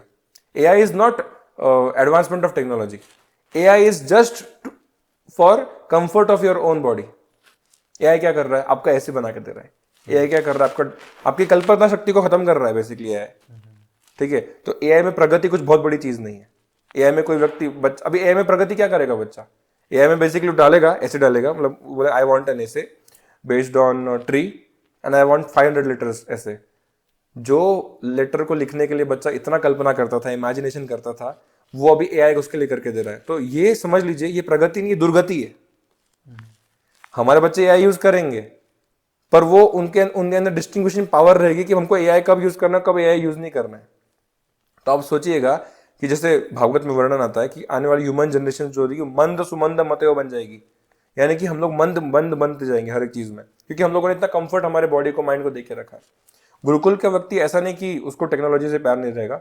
गुरुकुल के विद्यार्थी जो आज भी हमारे विद्यार्थी जो डे नो एवरीथिंग, उनको कैसे, जैसे कंप्यूटर एक सब्जेक्ट है, उसमें उनको कोडिंग सिखाया जा रहा है, उनको प्रोग्राम्स बनाना सिखाया जा रहा है, एप्स बनाना सिखाया जा रहा है। तो गुरुकुल शिक्षा पद्धति में ये सारे सब्जेक्ट्स है, पर इसका ये तत्वता अर्थ नहीं कि इसके ऊपर ही डिपेंडेंट है हमारा जीवन। Technological advancement is not the proof of a happy life. अगर आप जितने टेक्नोलॉजिकली एडवांस बन जाओगे, इसका मतलब नहीं आप खुश हो ना। डिस्टिंग्विशिंग पावर जनरेट होना बहुत ज्यादा जरूरी है। अगर बच्चों में डिस्टिंग्विशिंग पावर जो है वो जनरेट नहीं हो रही है तो दैट इज यूजलेस। कब किस चीज का क्या यूज करना है वो पता होना चाहिए। एआई बच्चे यूज करेंगे, टेक्नोलॉजी से हटेंगे नहीं। वो खुद का गूगल बनाएंगे, खुद का जो भी बनाना है उनको बनाएंगे, माइक्रोसॉफ्ट बनाएंगे, but they know when to do, what to do, how to do. इसलिए तो मैंने कहा कि हमें एम्प्लॉयज नहीं बनाना है। ये होता है मतलब एम्प्लॉय बनाने का। जैसे भीड़ चल रही वैसे नहीं चलना है, जो सही है उसको करना है। हाँ, अगर एआई की हेल्प से मैं किसी चीज को और बेटर बना सकता हूँ, वो बच्चे करेंगे। ठीक है। तो द थिंग इज कि बच्चों को, गुरुकुल के बच्चों को हम लोग कभी भी इसमें नहीं रखेंगे कि बाबा ये चीज गलत है। नहीं, एवरीथिंग इज ज्ञान। जितना भी सूर्य के किरणें जहां तक पहुंच रही है, समझिए वेद का वाक्य क्या है, जहां तक सूर्य की किरणें पहुंच रही है, अगर वहां तक की चीजों को आपको पता करना है, वो ज्ञान है। वो पता होनी चाहिए आपको। जब तक 9 प्लैनेट्स की खोज नहीं हुई थी, उसके पहले से हमारा वेद में ज्योतिष शास्त्र एग्जिस्ट करता था। क्यों, कैसे पता था इन लोगों को, बताइए मुझे। उनको कैसे पता था कि 9 ग्रह है? पता था ना उन लोगों की देयर आर 9 प्लैनेट्स। हमारे ज्योतिष शास्त्र करोड़ों साल पुराना है, और आने वाले 50 साल बाद क्या होने वाला है, उस दिन हीट रहेगी कि रेन रहेगी, ये भी ज्योतिष शास्त्र में लिखा हुआ है। जो आज की नासा और ये सब लोग रिसर्च कर रहे हैं, ज्योतिषाचार्य को कैसे पता था? क्योंकि सुप्रीम ज्ञान है वेद, यानी कि उसमें सुप्रीम ज्ञान है। ये गुरुकुल शिक्षा पद्धति वॉज सो पावरफुल। सोचिएगा, अगर आप किसी पावरफुल सभ्यता को खत्म करना चाहते हो, सभ्यता को खत्म करना चाहते हो, आप उसका एजुकेशन सिस्टम भी खत्म कर दो, वो सभ्यता खुद ब खुद खत्म हो जाएगी। समझ रहे हो आप? तो technological development is just for comfort of human body, and Gurukul is not against technological, क्योंकि वो भी गुरुकुल का ही पार्ट है। समझ लीजिए, गुरुकुल में मेटलर्जी सिखाई गई, उसके अंदर से चिप बने, चिप के अंदर से माइक्रोसॉफ्ट के अंदर की जाके जो भी पीसीज आईसीज बनने शुरू हो गए, और तब जाके वो कोडिंग वो सब होने लग गया। शुरुआत तो ऐसी हुई ज्ञान से, शब्द से शुरुआत हुई, अ से शुरुआत हुई, ओमकार से शुरुआत हुई, प्रणव से शुरुआत हुई। तो ये सब उससे जुड़ा हुआ है, उससे भिन्न नहीं है। जैसे कि गुरुकुल शिक्षा पद्धति ऐसा समझ लीजिए फैनेटिक रिलीजन नहीं है, फैनेटिज्म नहीं। फैनेटिज्म का मतलब समझ दो, फैनेटिज्म का मतलब होता है कि मैं जो बोलूंगा वही सही नहीं है। गुरुकुल का मतलब होता है कि explore, research, explore, expand yourself. जितना एक्सपांड कर सकते हो उतना। और हाँ, बच्चे टेक्नोलॉजिकल एडवांसमेंट करेंगे कि नहीं करेंगे? बिल्कुल करेंगे, क्योंकि उनकी अगर जरूरत रहेगी कि मेरे पास एक फोन चाहिए, आई वांट, जैसे कि मैं खुद एक फोन यूज करता हूँ, राइट? अगर मैं फोन यूज कर रहा हूँ इसका मतलब नहीं कि मैंने गुरुकुल को छोड़ दिया। नहीं भाई, it is part of my life now. I want phone to contact to you, मुझे बात करनी है, मुझे इंटरनेट पर रिसर्च करनी है, मुझे अपना ज्ञान और वर्धन करना है। तो टेक्नोलॉजी का सही यूज करना है, ना कि मैं फोन के ऊपर कुछ अभद्र चीज देखूं। वो गुरुकुल के बच्चे करेंगे, उनको डिस्टिंग्विशिंग पावर रहेगी। टेक्नोलॉजी का यूज करेंगे, बट उनके पास डिस्टिंग्विशिंग पावर रहेगी। कितना, कब, कहाँ, क्यों। तो बेसिकली गुरुकुल के बच्चे सारी चीज़ों के नॉलेज लेते Yes. हैं। तो आपने जैसे कहा कि पहले गुरु के ज़माने में अनएम्प्लॉयमेंट नहीं थी, तो आपको ऐसा नहीं लगता कि तब का ज़माना बहुत अलग था? आज की चीज़ें बहुत अलग है, आज के नीड्स बहुत अलग है, पैसे कमाना ये बहुत ज़्यादा इम्पोर्टेंट है आज के लिए। तो आपको क्या लगता है कि अगर आज के बच्चे जो गुरुकुल से बाहर निकलेंगे तो वो कैसे सर्वाइव करेंगे इस बदलती दुनिया में? मैं आपको प्रश्न पूछता हूँ, इस चीज में आपको प्रश्न पूछता हूँ। पहले के जमाने में लोग खाना खाते थे? खाते थे? यस। चलो, ये सही उत्तर दिया आपने। दूसरा प्रश्न है, पहले के जमाने में लोग घर पे रहते थे? हाँ। चलो, ये भी सही उत्तर दिया। पहले के जमाने में लोग ट्रैवलिंग के लिए कुछ फैसिलिटीज यूज करते थे? हाँ। कम्युनिकेशन के लिए कुछ चीज यूज करते थे? करते थे, राइट? तब के ज़माने में और अब के ज़माने में सिर्फ दो पहिए की बाइक आई है जिसको स्व निर्णय से चलती है। उसको हम लोग एआई बाइक कहेंगे अभी। ठीक है, जो उसको आपको निर्देश नहीं देना, आपको सिर्फ प्रोग्राम करना है। यहाँ डालो आई रीच दिस डेस्टिनेशन। समझ में आ रहा है? तब के ज़माने के नीड्स और अब के ज़माने के नीड्स भी एक है, मैं ये कहूँगा। जैसे जैसे एडवांसमेंट होता है ना, टेक्नोलॉजिकल एडवांसमेंट, वैसे वैसे समाज में चीज़ें बदलने लग जाती है। हमारा क्वेश्चन था कि अनएम्प्लॉयमेंट तब नहीं था और अब क्यों है unemployment. The answer to this is very simple. तब के लोग स्किल्ड थे, अब के लोग स्किल्ड नहीं है। आपके लोगों का स्किल का मेजरमेंट कैसे होता है? पेपर के ऊपर। आपने मैकेनिकल इंजीनियरिंग की, wow you are very skilled. No, you are not skilled, you are just having one paper. आपने जितना मेमोराइज किया उतना अपने पेपर में लिख दिया। आपको कितने मशीन्स बनाते आते हैं, कितने मशीन्स को डिजाइन करते आते हैं, no one went and asked. Job उसी को मिलता है जिसने स्किल्स डेवलप किए। तभी के लोगों को भी स्किल्स डेवलप करना जरूरी था, आज के लोगों को भी स्किल्स डेवलप करना उतना ही ज्यादा जरूरी है। तो यहाँ क्वेश्चन ये नहीं अनएम्प्लॉयमेंट और एम्प्लॉयमेंट का। तभी के लोग एम्प्लॉयड इसलिए थे, उनके पास एम्प्लॉयमेंट काम इसलिए था क्योंकि सब लोगों को स्किल डेवलपमेंट उनका मेन गोल था। प्रॉब्लम तभी एजुकेशन सिस्टम ये वाला नहीं था। आज प्रॉब्लम ही हमारा एजुकेशन सिस्टम है। आज हमारा एजुकेशन सिस्टम स्किल डेवलपमेंट पे फोकस नहीं करता। हमारा एजुकेशन सिस्टम पेपर डेवलपमेंट पे फोकस करता है। आपने पेपर्स कितने डेवलप किया? 10th के 12th लिया, 12th के बाद डिग्री लिया, डिग्री के पीएचडी लिया, पीएचडी के बाद में डॉक्टर बन गए, डॉक्टर के बाद में थीसिस लिखते गए, लिखते जा रहे हो, लिखते जा रहे हो, लिखते जा रहे हो, लिखते जा रहे हो। We are developing paper quality and bunch of papers. तभी के लोगों का स्किल बढ़ता था। मैं एक ऐसे व्यक्ति को जानता हूँ जो हवा की सुगंध देख के पता कर था कि बारिश कब होने वाली है, और जिस दिन वो बताएंगे उसी दिन होगी बारिश। ये भी मुमकिन है, ये ज्ञान है, पर इसके लिए कोई सर्टिफिकेट नहीं लिया उन्होंने किधर से। ऐसे व्यक्ति को जानता हूं जो मिट्टी की सुगंध लेके बताएंगे कि जमीन के अंदर क्या क्या गड़ा हुआ है। ये ज्ञान है, वेदों में मिलता है हमको ज्ञान। तो पहले के जमाने में और अभी के जमाने में स्किल, ये एम्प्लॉयमेंट ये क्वेश्चन था ही नहीं। क्यों नहीं था? क्योंकि देखिए हमारे यहाँ पे वर्णाश्रम सिस्टम बना हुआ था। वर्णाश्रम सिस्टम बेसिकली कैसा काम करता है? ये 4 प्रकार के एम्प्लॉयमेंट समझ लीजिए आप। 4 प्रकार के एम्प्लॉयमेंट है। सबसे पहला होता है ब्राह्मण्स। ठीक है, अब ब्राह्मण्स का मैं यहाँ पर कास्टिज्म या फिर रिलीजियस अर्थ नहीं ले रहा हूँ। ब्राह्मण्स का मैं यहाँ पर जो एक्चुअल अर्थ है, जो उनका वर्किंग अर्थ है वो ले रहा हूँ। ब्राह्मण्स का मतलब intellectual people, bureaucrats, lawyers, doctors, ठीक है, प्रीस्ट, जो बहुत पढ़ाई में बहुत अच्छे, उनको ब्राह्मण्स कहा जाता है। ब्रह्म जानीति ब्राह्मणा, संस्कृत में कहा गया ब्रह्म जानीति ब्राह्मणा। जो ब्रह्म को जानता है, जो सुप्रीम नॉलेज को जानता है, ब्राह्मण है। तो जन्म से कोई ब्राह्मण होता था क्या? नहीं। भगवद गीता में इसका वर्णन आता है, चातुर्वर्ण्यम मया सृष्टम गुण कर्म विभागश। भगवान कहते हैं गुण कर्म विभागश। गुण यानी कि उसके कैरेक्टरिस्टिक्स, कर्म यानी कि जो क्रिया कर रहा है उसके हिसाब से 4 वर्ण बनाए गए थे। तो पहले ऐसा नहीं था कि कोई ब्राह्मण जन्म से होता था ना, तब वर्णन ऐसा आता है, ऑफिस मेगास्थनीज के इंडिका में वर्णन ऐसा आता है कि वो सब देखता है कि वो बोलता है कि पूरी जो हिंदू सोसाइटी है ये 4 वर्णों में डिवाइडेड है, और इसमें सबसे हार्ड है ब्राह्मण बनना। क्यों? क्योंकि ब्राह्मण को सारी चीजों का त्याग करना पड़ता है, उसको ज्ञान अर्जित करना पड़ता है, उसको कम खाना पड़ता है, उसको बहुत ज्यादा दूसरों को हेल्प करना होता है, काउंसलिंग करना होता है, उसका काम हुआ है। दूसरा है क्षत्रिय, वॉरफेयर, प्रोटेक्ट करना, मार्शल आर्ट सीखना, जितने भी जैसे कि राजा बनना क्षत्रिय का काम है, मंत्री बनना क्षत्रिय का काम है, प्रोटेक्ट करना, प्रिजर्व करना, प्रमोट करना क्षत्रिय का काम है। तीसरा है वैश्य, बिजनेस करना, अलग अलग प्रकार का बिजनेस करना, खाने का बिजनेस करना, खेती करना इत्यादि। शूद्र यानी कि सेवा करना। अब देखिए ये क्लास था लोगों का, जैसे कि हमारे यहाँ पे भी ऐसे लोग हैं, सब जगह होते हैं ये लोग, कि मैं इसका कास्टिज्म से अर्थ नहीं ले रहा हूँ। शूद्र का मतलब होता है कि जो व्यक्ति तीनों चीजें करने में इतना प्रवीण नहीं है, मतलब वो ठीक से वेद अध्ययन नहीं कर सकता या फिर पढ़ाई नहीं कर सकता, वो क्षत्रिय के स्किल्स नहीं है, थोड़ा वीक है वो, और जो बिजनेस भी नहीं कर सकता, ऐसे व्यक्ति को तीनों समाज मिलकर प्रोटेक्ट करेंगे।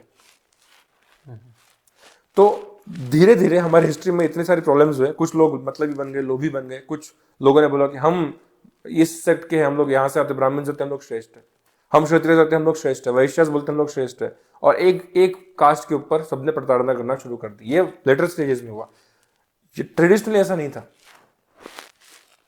बेसिकली शूद्र वो लोग होते थे जो तीनों चीज नहीं कर सकते, तो उनको क्या बोलते थे, ठीक है आप कुछ नहीं कर सकते, आप सेवा करो, ठीक है आप तीनों क्लास की सेवा करो, आप वैश्य के घर जाओ, वहां पे कुछ छोटा मोटा काम करो, वैश्य आपका ख्याल रखेगा। क्षत्रिय के घर जाओ, छोटा मोटा काम करो, क्षत्रिय आपकी ख्याल रखेगा। ब्राह्मण के घर जब छोटा मोटा सेवा करो, वहां पे वो आपका ख्याल रखेंगे, पालन पोषण करेंगे, आपको प्रोटेक्ट करेंगे। पर बाद में एक्सप्लॉयटेशन शुरू हो चुका था। अभी 4 प्रकार के एम्प्लॉयमेंट आपको मैंने बताया। तभी के जमाने में अनएम्प्लॉयमेंट क्यों नहीं था, उसका मेजर कॉज ये था कि सबको बच्चों को स्किल्स सिखाए जाते थे, ये 4 चीजों की। तो उसको पता होता था, जब वो 10, 11, 12 साल का होता था, उसको पता था मुझे आगे जाके क्या करना है। वो क्वेश्चन था ही नहीं, करियर ऑप्शंस थे ही नहीं, करियर चॉइसेस थी, जो मैं चाहता हूं कर सकता हूं। चाणक्य पंडित ने मगध की जो साम्राज्य था, चंद्रगुप्त मौर्य को राजा बनाया, अशोका को रोड से उठा के लाया और उसको राजा बनाया, धनानंद राजा को हटा के। ये मुमकिन क्यों हुआ? ये मुमकिन क्यों हुआ बताइए मुझे? क्योंकि तभी वर्ण व्यवस्था अच्छे से चल रही थी। तो एम्प्लॉयमेंट का सबसे मेन जो हेतु है, एम्प्लॉयमेंट क्यों होना चाहिए, क्यों अभी हम लोगों को दिक्कत आ रही है? क्योंकि देखिएगा, आपने किसी XYZ व्यक्ति ने किया है मैकेनिकल इंजीनियरिंग और वो जॉब कर रहा है IT में, वो कोडिंग कर रहा है। Does that make sense? No. कोई व्यक्ति ने किया है केमिकल इंजीनियरिंग और वो अपना एक अलग बिजनेस चला रहा है, जो केमिकल इंजीनियर से दूर दूर तक उसको वो बेकरी चला रहा है, कुछ मतलब है उसका नहीं। किसी व्यक्ति ने किया है आर्ट्स, ठीक है, वो आर्ट मतलब पेंटिंग का काम उसने सीखा है, वो ग्रोसरी शॉप खोल के बैठा है, कुछ संबंध है उसका नहीं।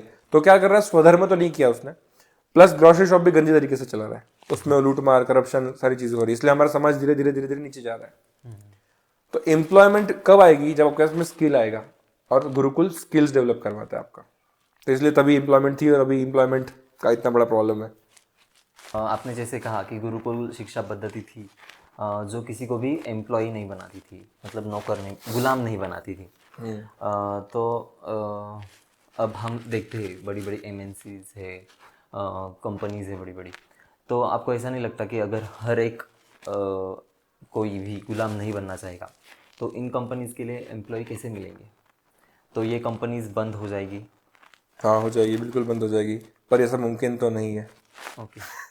ये मुमकिन नहीं है। क्यों मुमकिन नहीं है? देखिए, क्योंकि राजा बनने का सोच विचार हर कोई नहीं रखता। हाँ, नाटक में राजा हर कोई बन सकता है, स्किट में राजा हर कोई बन सकता है, वस्तुति में अगर आपको राजा बनना है, रियलिटी में आपको अगर किंग बनना है, आपको वैसा जीवन में जीना पड़ेगा, परिश्रम युक्त। हर कोई व्यक्ति गुरुकुल के परिश्रम को सहन नहीं कर पाएगा। वैसी पात्रता चाहिए, वैसा कौशल्य चाहिए, मुंह पे ऐसा तेज चाहिए, वाणी में ऐसा प्रकांड विद्वान चाहिए, तब जाके वो उस विद्या को पचा सकता है। और जब उस विद्या को पचा लेगा, तब जाके उसको वो दूसरों को प्रचार कर सकता है, तब जाके राजा बन सकता है। तो जो बड़ी बड़ी MNCs है, उनके एम्प्लॉयज की अगर हम लोग चिंता कर रहे हैं यहाँ पर बैठ के, ठीक है, तो बेसिकली समझ लीजिएगा कि वो वही बच्चे रहेंगे या फिर वही क्लास रहेगा हमारे सोसाइटी का, जिसने कभी बड़ा ऊंचा करने का सोचा नहीं, उन्होंने बस रोटी कपड़ा मकान तक विचार रखने का ध्यान किया। तो वो मुझे लगता है कि मुमकिन तो नहीं है। पहली बात जो आप कह रहे हो कि एम्प्लॉयज को, MNCs को एम्प्लॉयज का प्रॉब्लम आएगा, ऐसा कभी नहीं आने वाला, क्योंकि हर कोई किंग बनने का सोचता नहीं है, तो इट इज़ नॉट पॉसिबल। तो जो बच्चे हैं, कुछ स्टूडेंट्स जिनको फॉरेन एजुकेशन सिस्टम में एजुकेशन लेना है, बड़ी यूनिवर्सिटीज़ में एजुकेशन लेना है बाहर जाके, तो उनके लिए गुरुकुल नहीं है सही ऑप्शन? है, बिल्कुल है। गुरुकुल सबके लिए है। ओके। गुरुकुल सबके लिए है, जिनको बाहर जाके मतलब जर्मनी में जाना है, वहाँ पे उनको कार्स के बारे में सीखना है, राइट, अमेरिका जाना है, उनको प्लेन्स के बारे में सीखना है, कोई भी गुरुकुल में एडमिशन ले सकता है। गुरुकुल ऐसा नहीं कि स्पेसिफिक क्लास के लोगों के लिए ही है, नहीं, गुरुकुल सबके लिए ओपन है। हर कोई गुरुकुल में आके एजुकेशन ले सकता है, अपने जीवन को प्रवीण बना सकता है और आगे जाके उसको प्रमोट कर सकता है। वो अमेरिका जाओ, दूसरे देशों में जाओ, सीखो वहाँ के ज्ञान को, उसमें कोई ये नहीं है, चिंता नहीं है। परंतु दूसरा बात कह रहा हूँ उसका मैं, वो बच्चा सीख सकता है, जा सकता है अमेरिका, परंतु उसको मातृभूमि के प्रति अधिक प्रेम रहेगा। वो वहां जाके ज्ञान अर्जित करके भारत वापस आएगा जरूर। समझ में आ रहा है? क्योंकि उसने वो चीज सीखी गुरुकुल में, उसको अपने भारत माता के प्रति, अपने भारत भूमि के प्रति एक छोटा मात्र प्रेम जरूर रहेगा कि मैंने अगर इस मातृभूमि से अपना जीवन व्यापन सीखा है, तो I have to return something to this earth, इस भूमि। तो इस रूप से बेसिकली वो जो है बाहर जा सकता है, इसको कोई दिक्कत नहीं है। तो कोई भी बच्चा जो गुरुकुल में एडमिशन लेता है वो कितने साल तक गुरुकुल में रहते हैं? ट्रेडिशनली 12 साल तक रहना चाहिए। ओके, Traditionally 21 ईयर्स के लिए।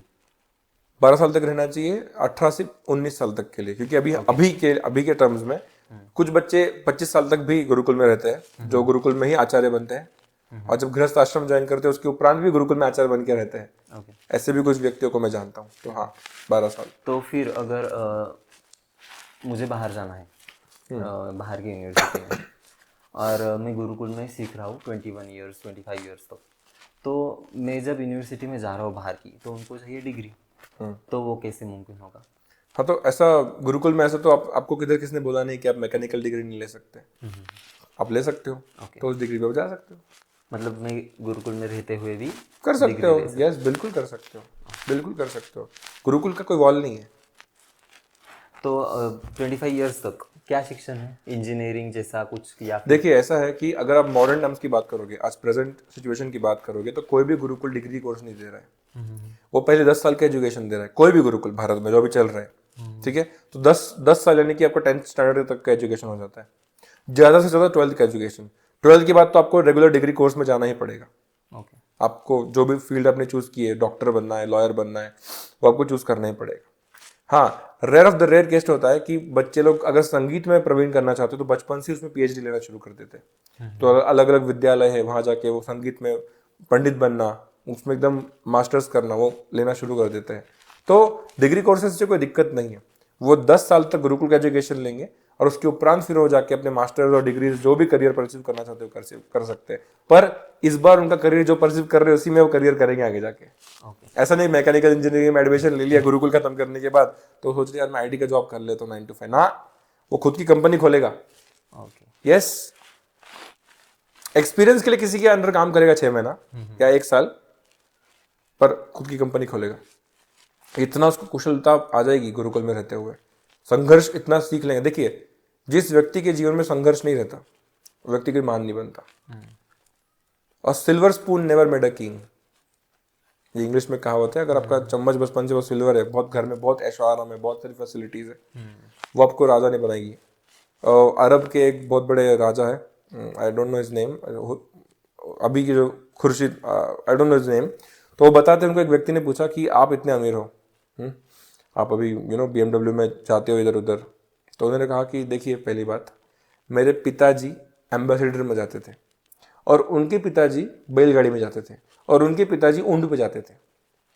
तो मेरे परदादा के परदादा ने जब ऊंट के ऊपर मेहनत की तब उनके बच्चों को बैलगाड़ी मिली, और जब मेरे बैलगाड़ी वाले दादाजी ने मेहनत की तब जाके मेरे पिताजी को एम्बेसडर मिली। और मेरे पिताजी ने जब मेहनत की, हम लोग एम्बेसडर से BMW में आ पाए। मैंने मेहनत की तो शायद मेरा बेटा रोल्स रॉयस में ट्रैवल कर रहा है, और उसका बेटा भी BMW में ट्रैवल करेगा, और उसका बेटा, पर वो बोले उसका बेटे का बेटा पक्का वापस ऊंट में ट्रैवल करेगा, क्योंकि यहाँ पर उसकी मेहनत खत्म होती जा रही, स्ट्रगल का जर्नी खत्म हो गया। समझ रहे हो आप? तो गुरुकुल शिक्षा पद्धति का सबसे पावरफुल एंड स्ट्रांग पॉइंट पता है क्या है? कि बच्चों को स्ट्रगल का एक्सपीरियंस, भले वो धनी हो या वीक हो, उसको इतना दे देती है कि वो कभी खुद को अभिमानी नहीं मानता। प्रभु श्री राम देख लीजिए, दशरथ महाराज के पुत्र थे, पूरा वर्ल्ड के राजा थे दशरथ महाराज। वो एक गुरुकुल में जाके पढ़ाई की है, वही वल्कल वस्त्र पहने उन्होंने, वही ज्ञान अर्जित किया जो उनके सारे सहपाठी कर रहे थे, इसलिए राजा बन पाए वो। और उनके ही राज्य आगे जाके लव कुश के इसमें डिवाइड हुआ, और कई सालों तक, कई सहस्त्रों सालों तक उनका इक्ष्वाकु वंश का राज रहा। ये क्वालिटी है गुरुकुल की, समझिए आप। तो आप गुरुकुल के फ्यूचर को कैसे देखते हैं? क्या ये इंटरनेशनल लेवल तक जा सकता है? ये इंटरनेशनल लेवल तक जा सकता है, ये इंटरनेशनल लेवल तक जा सकता है, क्योंकि एक समय ऐसा आ रहा है कि सब लोगों को जो कन्वेंशनल स्कूलिंग है उससे सब पक चुके हैं। हर एक पेरेंट्स जो हम लोग जब मिलते हैं, जब मुझसे हम लोग जब काउंसलिंग करते हैं, जब बात करते हैं पेरेंट्स से, तो हर एक पेरेंट का एक ही रहता है, हम बहुत थक गए स्कूल से, हमें कुछ नया चाहिए, हमें कुछ ऐसा चीज़ जो बच्चों के मन को खुश रखे, तन को स्वस्थ रखे और जिह्वा को मृदु रखे। ये 3 चीज़ें अगर मिल जाएगी पेरेंट्स को, तो पेरेंट्स का तो भविष्य अच्छा रहेगा, बच्चों का सहस्त्र जन्मों का भविष्य अच्छा बन जाएगा। तो थैंक यू, धन्यवाद। बहुत सारी इन्फॉर्मेशन दी गुरुकुल के बारे में, एंड कई सारे सवालों का जवाब मिला हमको कि क्या सच में बहुत ज़्यादा मिसकंसेप्शंस थी इसके प्रति, वो भी दूर हो गई। Thank you. आपका बहुत बहुत धन्यवाद, बहुत बहुत धन्यवाद। आपने बुलाया, इस चीज़ के लिए मैं बहुत कृतज्ञ हूँ आपके लिए। ये एक धर्म सेवा है जो हम लोग कर रहे हैं, राइट। और इससे जो व्यूवर्स है आपके, जो व्यूवर्स है, तो उनको काफ़ी फ़ायदा होगा। तो मैं व्यूवर्स से रिक्वेस्ट करना चाहता हूँ कि आप प्लीज़ इस चैनल को सब्सक्राइब करें, लाइक करें, कमेंट करें और इसको प्रमोट करें, ताकि ऐसे और पॉडकास्ट जो है ये लेके आते रहे। बहुत बहुत धन्यवाद। सियावर रामचंद्र भगवान की जय। पुण्य श्लोक छत्रपति शिवाजी महाराज की जय। जय। हरे कृष्ण।